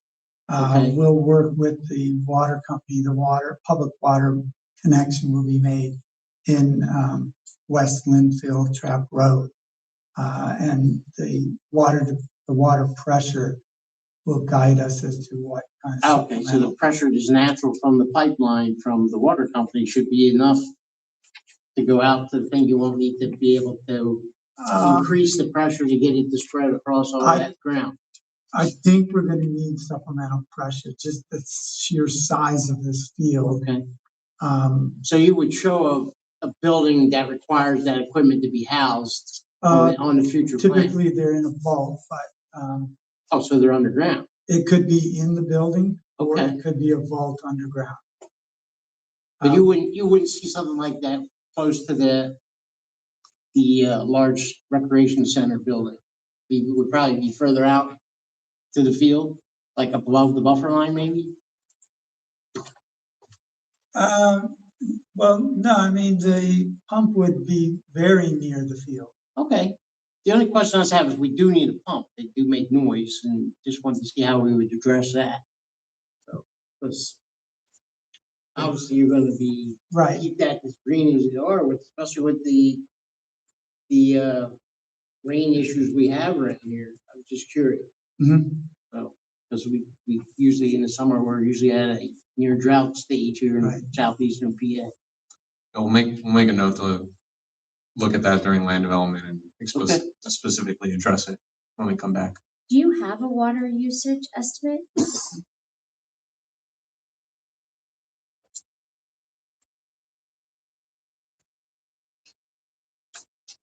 Yeah. You may want to look into getting that secured.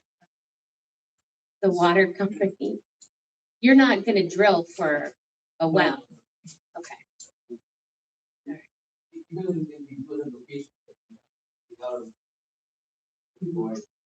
So it's not that idea of including when we are trying to Are you a mat pitch or a turf pitch field? Turf pitch field, okay. Does that field need to be maintained for the winter with hydration, or do you like, so you won't start that up to like April to get it started back to be greening again? Okay. It'll just, okay, so there's no extra winter maintenance you'd have to do with it, no constant, okay, no hydration needed.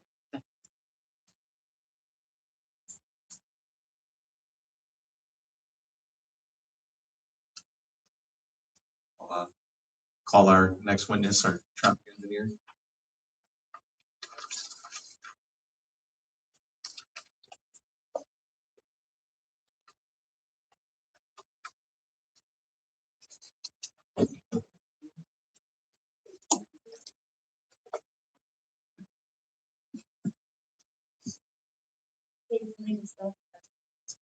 David Horner, Horner.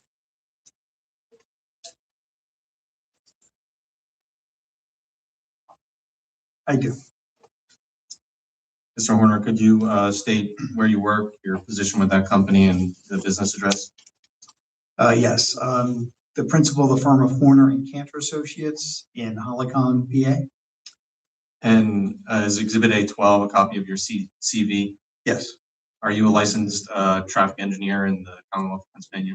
I'm a licensed professional engineer, yes, and a certified professional traffic operations engineer. Yes, thank you. Have you been accepted as an expert in traffic engineering before governing bodies and local zoning boards? I have. Are you familiar with this property, its features, and the applicant's proposal? Yes.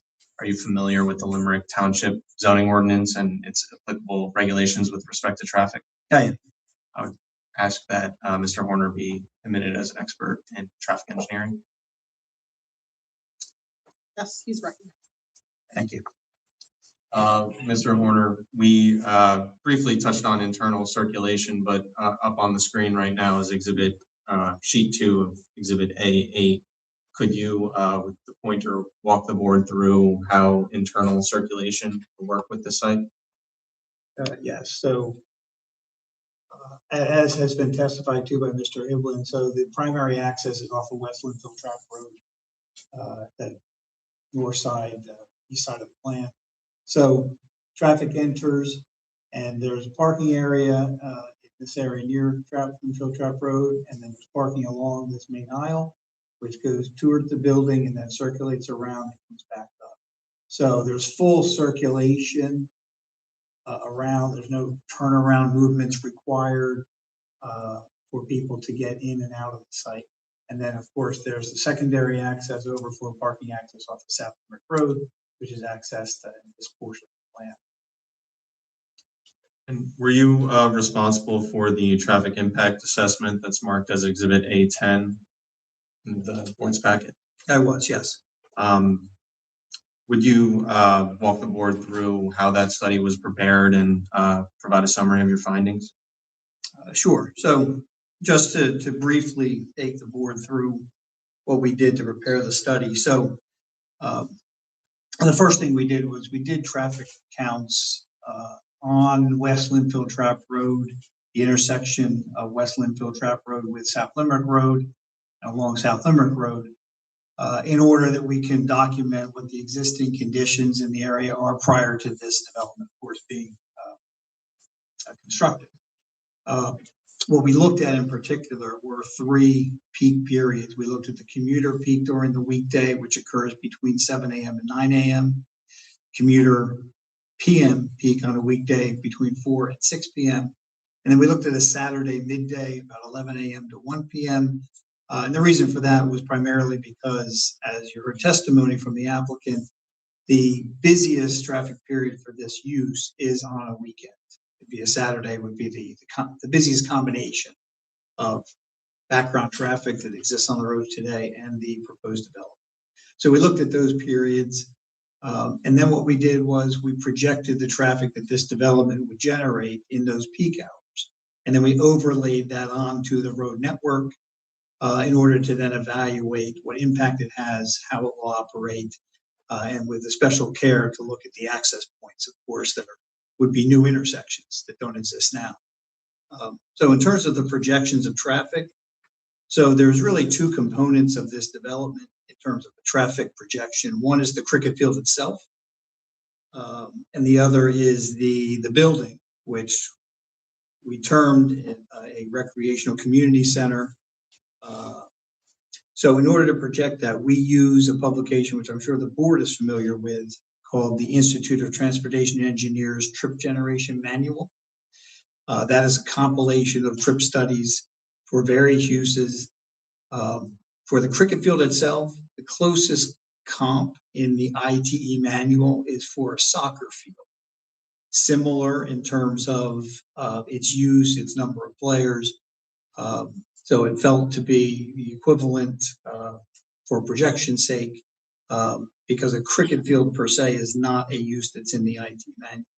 So based on the soccer field projections, the weekday AM peak period would essentially have no traffic related to the cricket field. As you heard, the games wouldn't begin until 10 a.m. And I believe that's even a weekend time, more so than a weekday time. The weekday PM peak hour, the projections say would generate about 49 trips.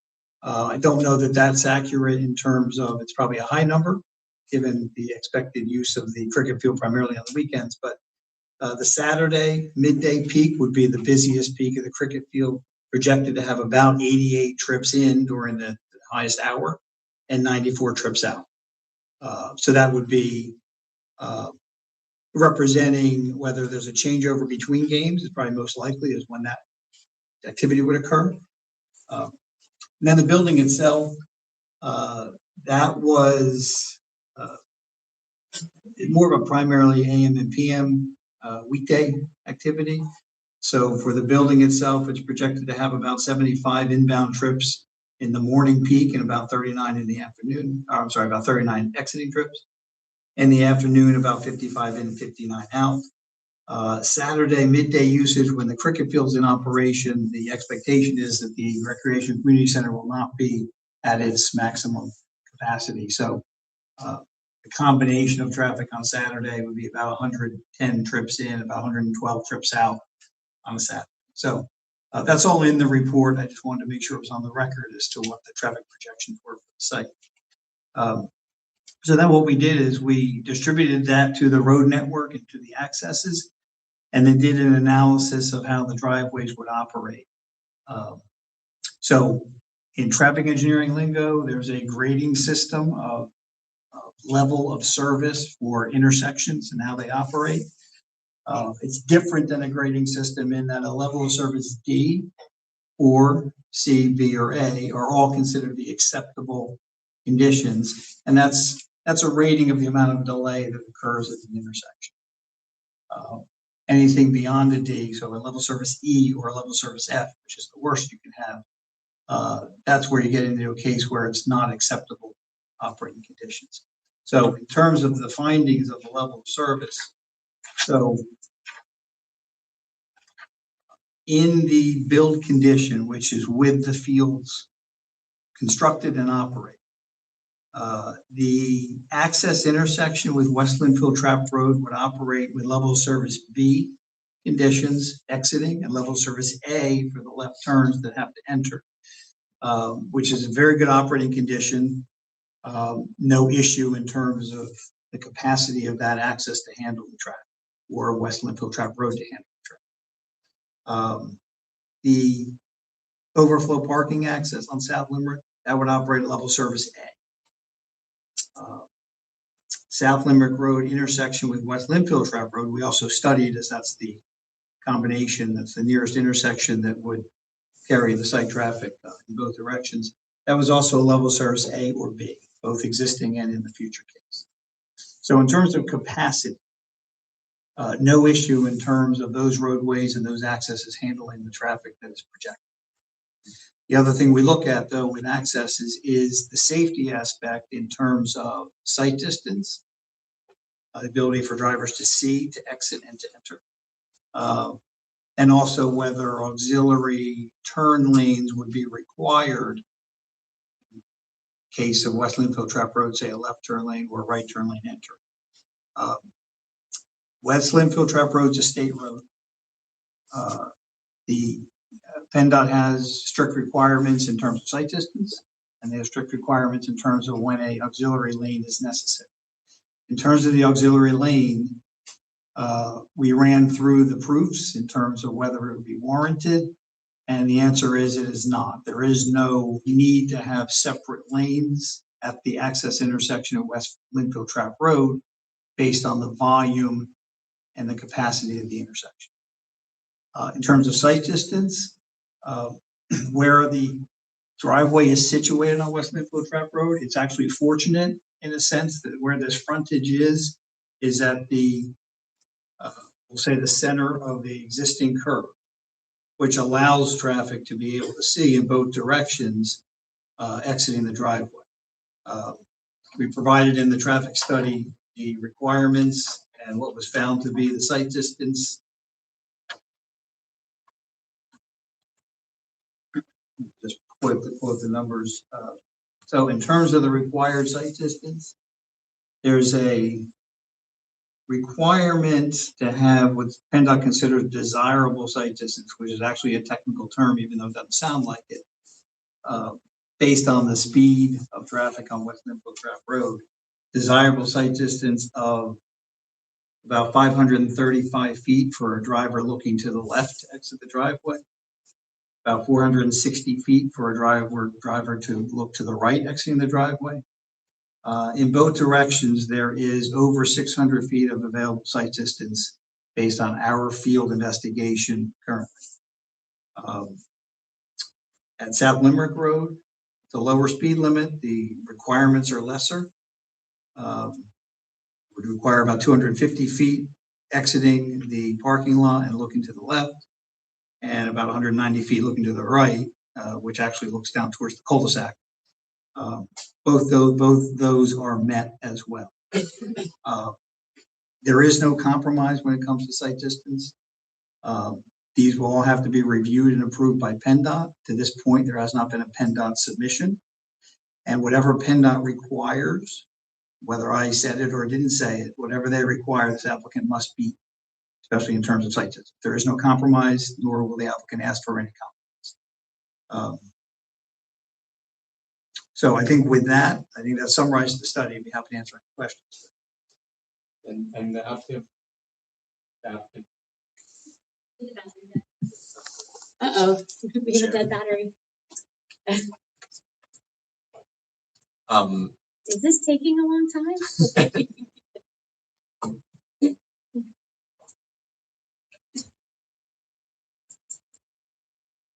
And you mentioned, the PennDOT jurisdiction. The applicant will be required to get a PennDOT HLP for the West Linfield Trap Road access. That is correct. Yes. Now, one of the applicant's requirements to receive conditional use approval is establish that the traffic generated by this proposed development will not have an adverse impact on surrounding roadways and intersections. In your opinion, does the applicant's proposal comply with that standard? It does. It will not have an adverse impact, in my opinion. And that's all the questions I have for this one. I have a couple questions. Can you just talk about the access from the overflow parking lot onto South Limerick Road? I believe you, maybe it wasn't you, I think it was you who said that there was a bar and it was going to be gated and it was going to be, so you're not going to use Limerick Road as an access in and out of the facility. Is that correct? My understanding, and the applicant certainly can speak for himself as well, during the regular activities at this site, when I say regular, probably other than the 4 or 5 possible events that were spoken about by the applicant's testimony, there will be no need for the overflow parking, in my opinion. All of the game players and spectators related to regular cricket use activity can all be accommodated with the parking that's accessed via West Linfield Trap Road.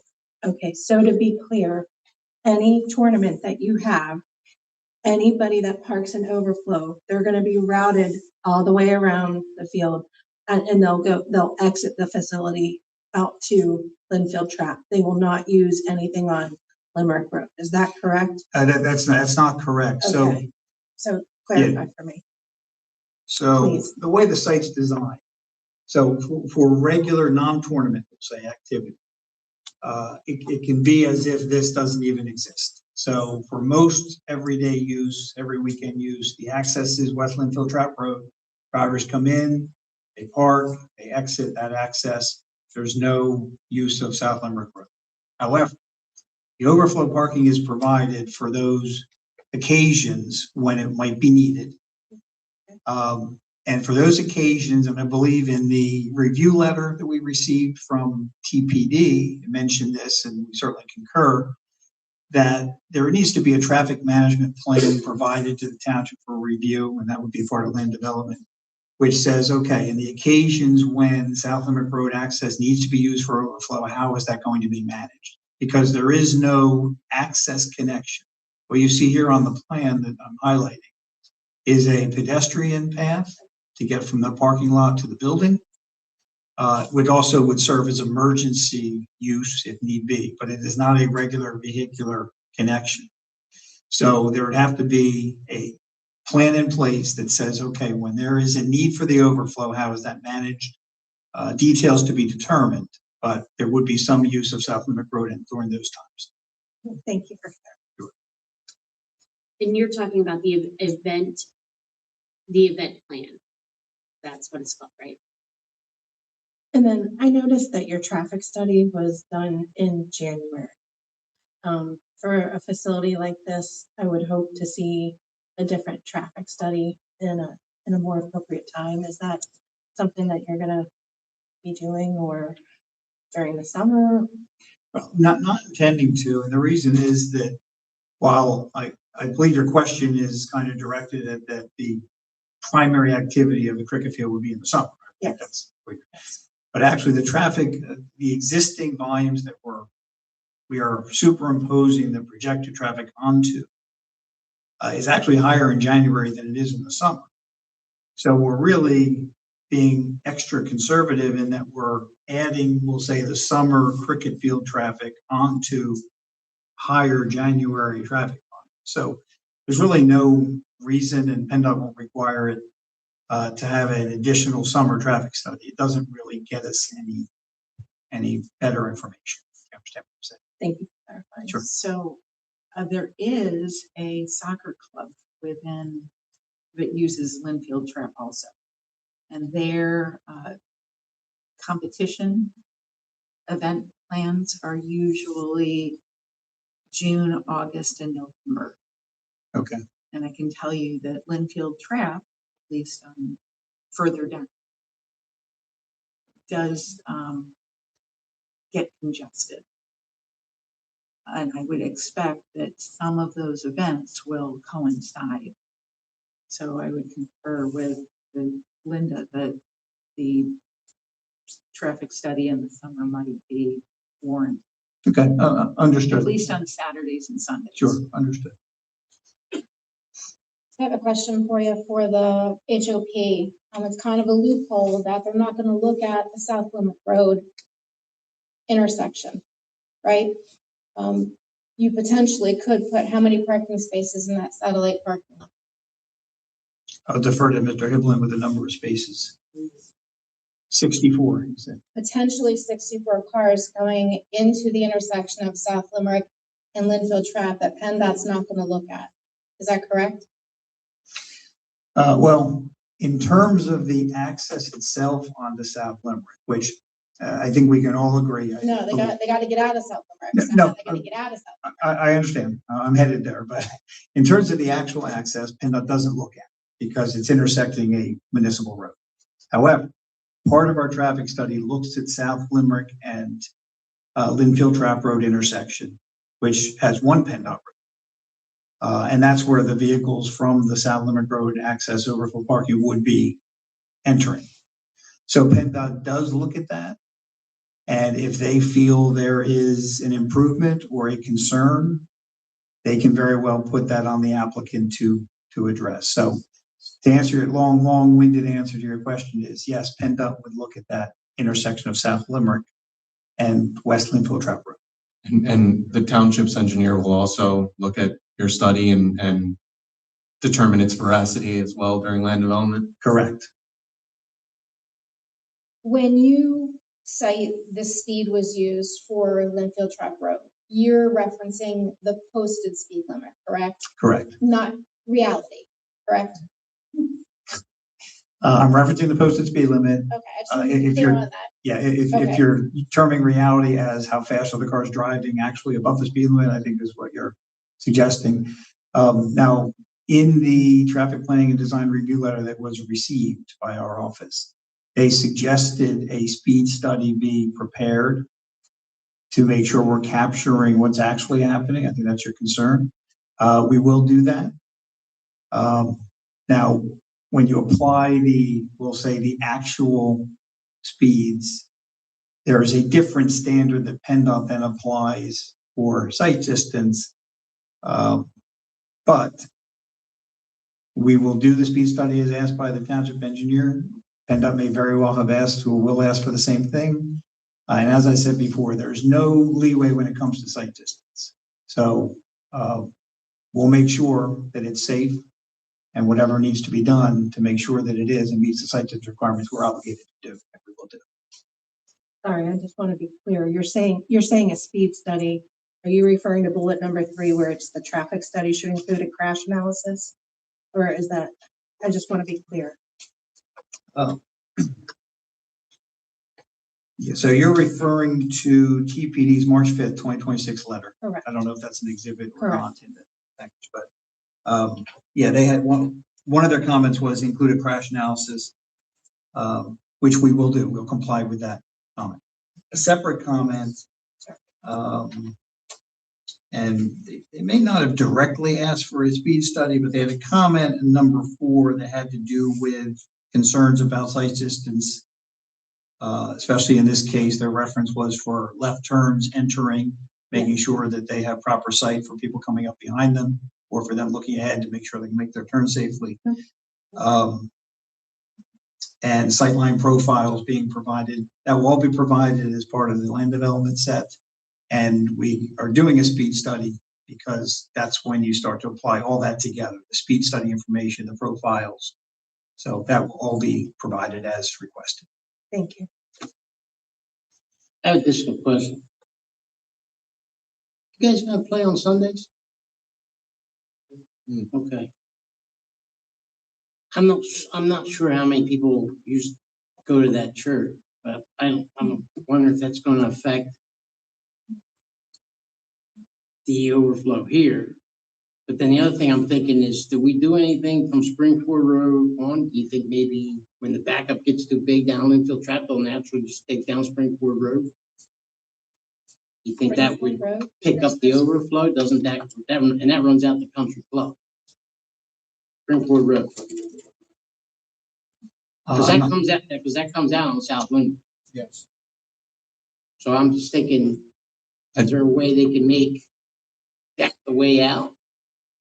But we don't have frontage on that, right? So I'm confused as to your question. We have frontage. It's you look at the map, I don't even know what this number is.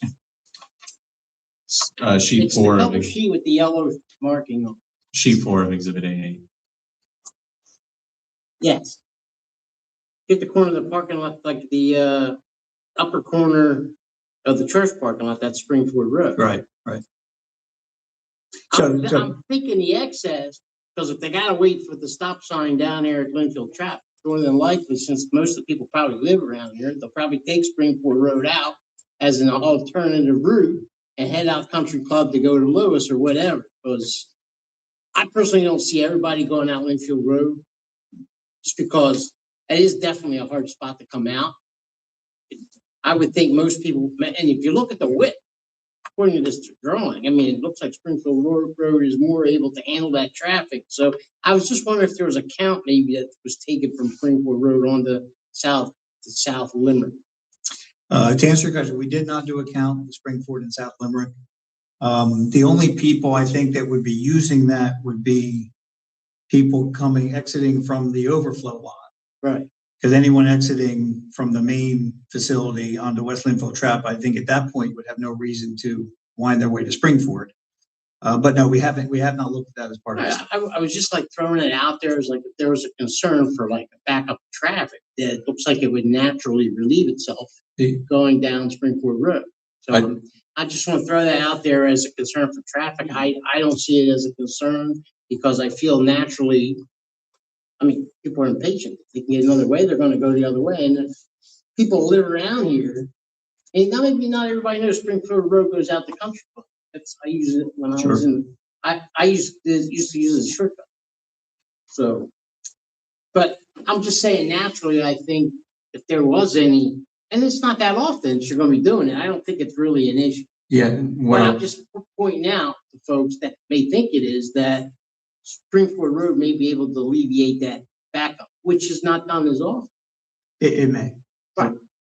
So I'm just saying maybe that would help definitely on a Sunday when they have service and you might have a competition. Yeah, so I'd say that these are all really good questions that we're going to need to address during land development, and it's great that you're bringing them up here so that we can actually be prepared for it. What I'm thinking that this Linfield Road is that, we're using it for the special events. We've talked about how we will have to provide an event plan. That type of traffic management might be something that we need to include in that event plan. So thank you. They are good comments. We just don't know the answers as we sit here right now, but we will. I have one quick question.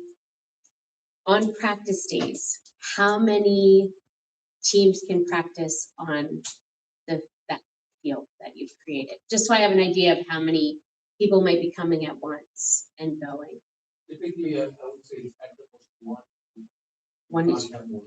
Right, so it's not like you're gonna line them up like softball or baseball does.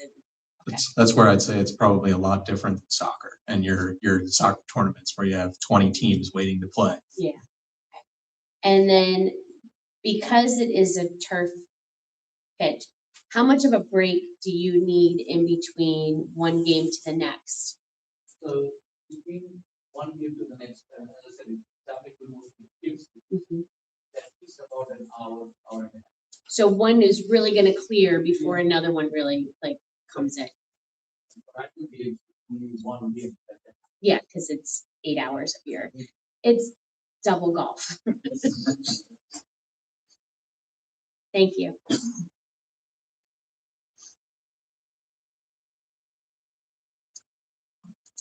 I guess we'll move to our last and final witness.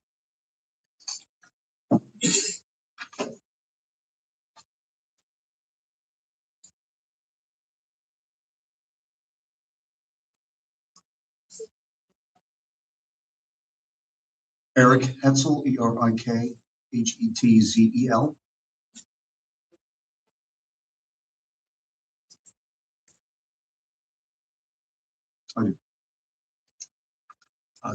Could you state where you work, Mr. Hetzel, your position and the business address? Yes, I work for Creative Services LLC. I'm the principal and owner of that company. And is Exhibit A13 a copy of your CV? It is. Could you give the board a little bit of background in your credentials? Yes, I have more than 25 years of experience as a professional land planner.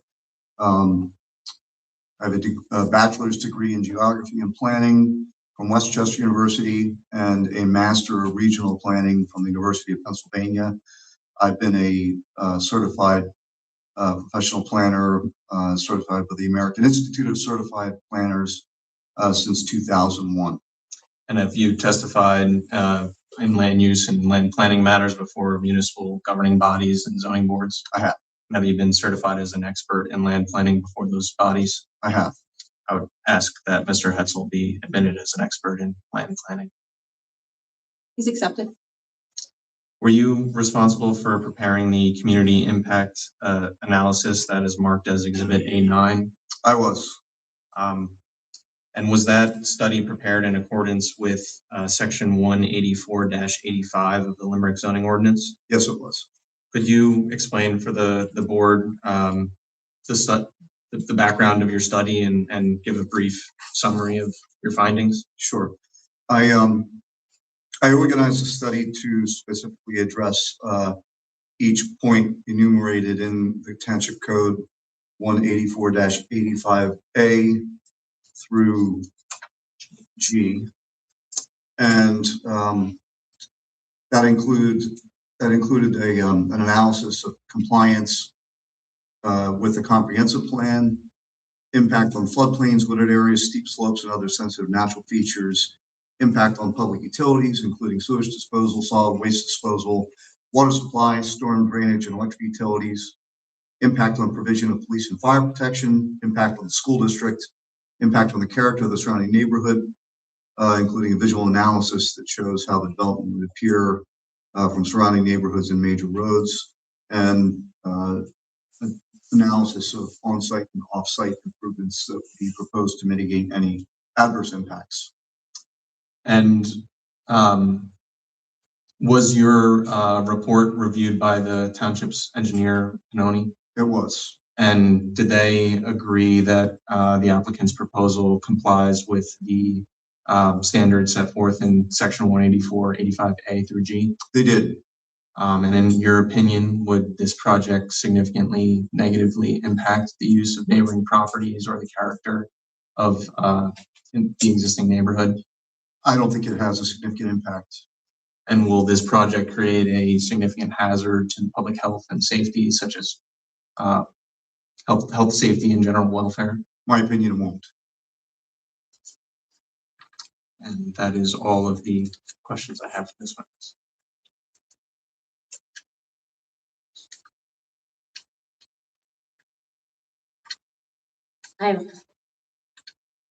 So I think that the game is going to grow in popularity, and I think that it's important that we're forward thinking about this. I understand that you're saying that the talent you currently have right now is not going to be able to hit a ball the distance that you might like, but I know in particular in the Springford area, our youth are exceptional, and we have some people who have gotten first pick for football. We have amazing golfers, like our youth commit and they participate. So is there any plan for netting for 422 to alleviate any balls that may go awry in that direction?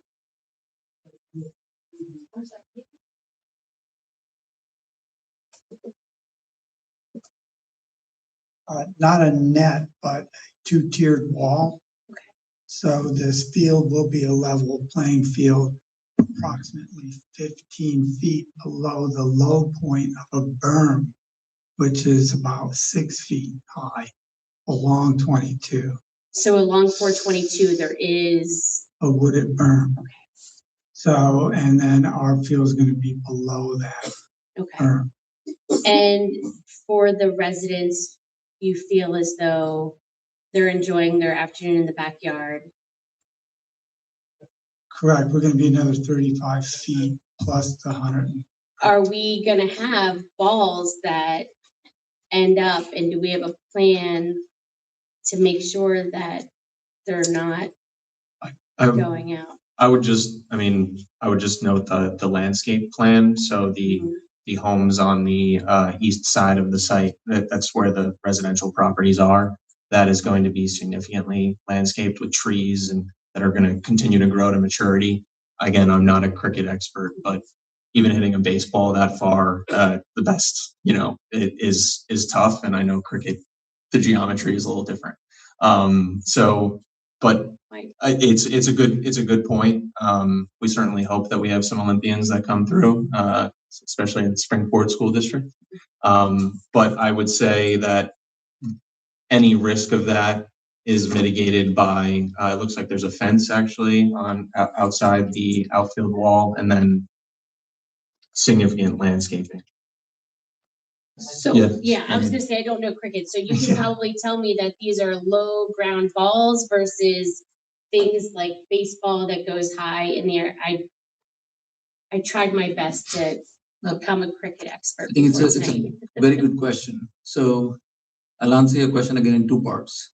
First and foremost, the technicalities of the game are to play the game ball along the ground as much as possible. That's the first part. Second part is the chances of, because it's a full-size field, the chances of even a best player, as I said, unless it's a professional player that we get from outside to come and play, the chances of anybody hitting the ball that distance in the air and the projectile of that's going to the house, it's, in my opinion, it's impossible. And the reason I tell that also is based on our experience. So the Evansburg State Park fields that I was talking about, you got two fields next to each other. That field is literally, I would say,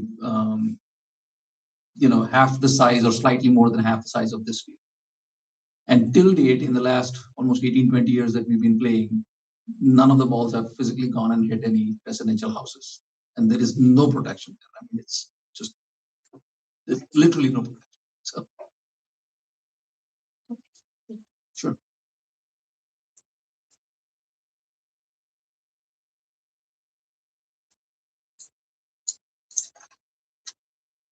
Okay, I'll ask one more because I'm curious. Sure. What is your maximum membership?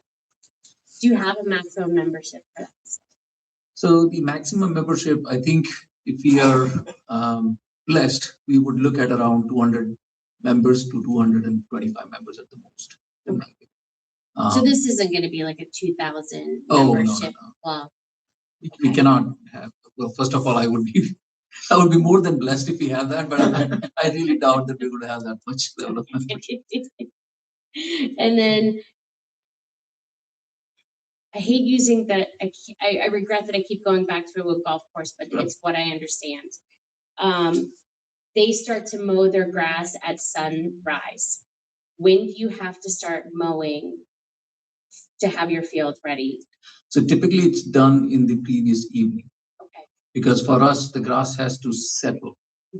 We can't just mow it and have somebody just go and play on the field. It doesn't work for it. Okay. So is that like after a game ends at 7, you'll be mowing? Like, can you be wrapped up in a time frame that doesn't interrupt the neighbors? Yes, so the latter part of your statement is accurate. We do typically the games get over by 6:37. Okay. At that point in time is where you would have, if there is a cut that needs to happen, that's where the lawn mowing would happen at that point. Okay. And so you're not required to mow every day? No. Like I said, my point of reference is golf. And your rollers, you have to roll your fields? So only the 22-yard pitch has to be rolled. All right. And these are typically... Is that hand rolled? Yes. So there's no tractor, there's no whatever. No. And I noticed there's not a maintenance shed in the diagram that will be dealt with in land development. I would assume that would be a part of the land development that would propose. But you are going to have a shed of some sort. I mean, the only equipment that we essentially need is the rollers. Everything else in terms of the equipment would be pretty much within the indoor space of the facility that we would have like a maintenance room or something. Oh, so you would like a garage in the back, you would bring in your lawnmowers back into the back of your actual facility that you have. Exactly. Perfect. Yeah. As long as they're housed. Yes. I'm done. No worries. Good questions. All good questions.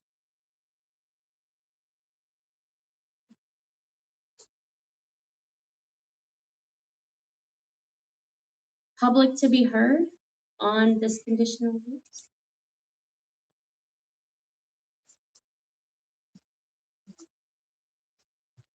We are down the microphone. Yes, thank you.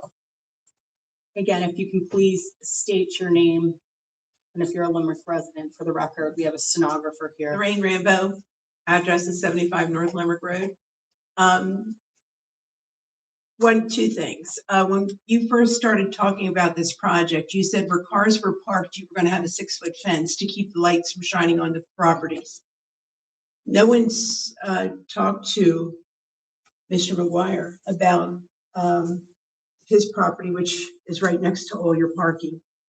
And you're talking fence, break, tree, break, fence, break, another tree. It doesn't sound like, And the second part of my question is the sewer, is that hooking up from the medical center to the church in the back? Or is it going to affect all the residents coming down Linfield Trap Road? I guess I'll start with the sewer. The existing sanitary sewer line runs along 422. It's already in place. It's in the back then of the facility right now. Right, Okay. so we would just connect to it 20 feet away. Okay. With regard to the fence along that property line, it is a continuous fence from the road all the way back. It's 3 foot inside of our property to 5 foot inside of our property with vegetation on both sides. Come up to the microphone, if you don't mind. Again, if you can please state your name. My name is Brian McGuire, resident at 367 West Linfield Trap Road. The long property right along. I can't hear you. Spell your last name. McGuire, Maguire. My property is the long property where all the parking is going to be along. That's my backyard. That's where all the people are going to be working in, pulling out. All the lights are going to be in and out of my property. When I'm sitting on my back patio, that's what I'm going to see. I want no light on my property whatsoever. And you mentioned that you had approval for trees getting removed, and I don't know if you got my approval, but you didn't. You had neighbor's approval to get the pine trees removed. No. We're So not I don't removing know. pine trees. I would just stay that anyway. Okay, just and we're not throwing it out there. removing any trees from. No, I mean, your if they area. were to not be there, you said you had approval from the neighbor. I wasn't meant anyway. And that's it. I thought. Sure. We can work with you to show you everything we're proposing on the plan. With regard to right around the first 100 or so feet, we're going to lower the parking lot below your property with a 2 to 4 foot retaining wall, so the parking will be below grade. So I won't see any, light or anything. Right. All right. I don't want to see any light and noise pollution. I don't want any noise pollution either. If, I can fight that battle too. Anyway. Thank you. Is the parking lot going to be lit? Yes, the parking lot will be lit. Is that both parking lots? Yes, the lighting technique is going to be a full cutoff lens using LED light to place that light right on the parking surface with no overglow. Yeah. Right. And are they on all night long, or do they go off at a certain point? They'll be on timers and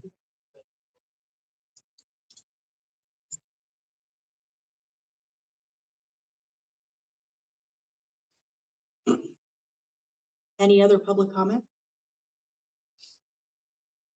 At this point, I'm going to recommend that I prepare a decision and order with the findings and facts and conclusions of law for the board to consider, and they'll come back and vote. So at this point, I'm going to close the public hearing and we'll proceed back to the public meeting. And Madam Chair, it is yours. Great, thank you very much. Just procedurally, if I could admit my exhibits into the record. Yes, Yeah. Sorry, I thought No. that they were going to put any objection. No objection. They're admitted. Thank you. Thank you very much. Thank you very much for your time tonight. I very much appreciate it. So do we have a tricentennial update? Not this evening. I'll have one next meeting. Okay. And do we have a manager? It's all you, Dan. It's the Dan. Do you have a manager? Yeah, just two quick things. Update on the playground, that if you haven't been out there, they've started to install the playground. And I met with the vendor yesterday, and they offered some good news that the equipment that we are purchasing from our vendor is Playcraft, nationally known. And Playcraft has this certification program nationwide called the Project of Distinction. And they entered the Limerick Playground into this program through Playcraft. And Limerick was one of 8, from what we understand, projects of distinctions awarded for 2026. at their Las Vegas convention recently, Limerick received the top or number one project of distinction in the whole country for our upcoming playground. So I just wanted to present that. There's going to be, so they're going to be doing a PR program on it. They set up cameras, so as the playground's being built, it's going to be a nationwide promotion, and we're going to have access to it. And so we were very excited. They wrote us a nice check to help. Yeah. That, right? But now, anyway, so good news there.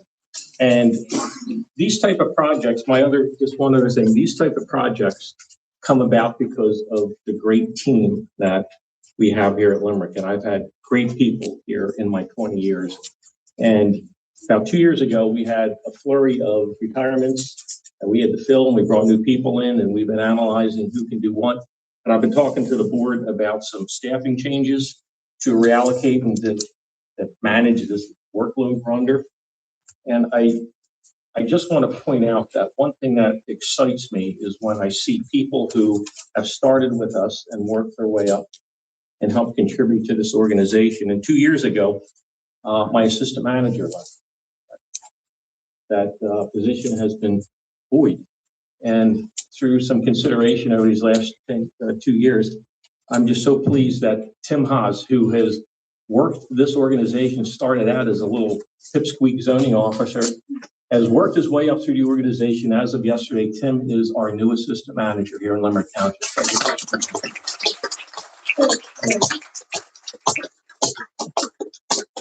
And I don't mean it to mean the zoning officer, but he was just a young little kid. He's done a great job, and he really understands this organization, and he's going to be a great asset moving forward. So congratulations, Tim. Thank He already is a great asset. Thank you. Congratulations. Thank you. Perfect. And we're on to public comments. Anyone right. wishing to make public comments? Approach the microphone. Seeing none, supervisor comment?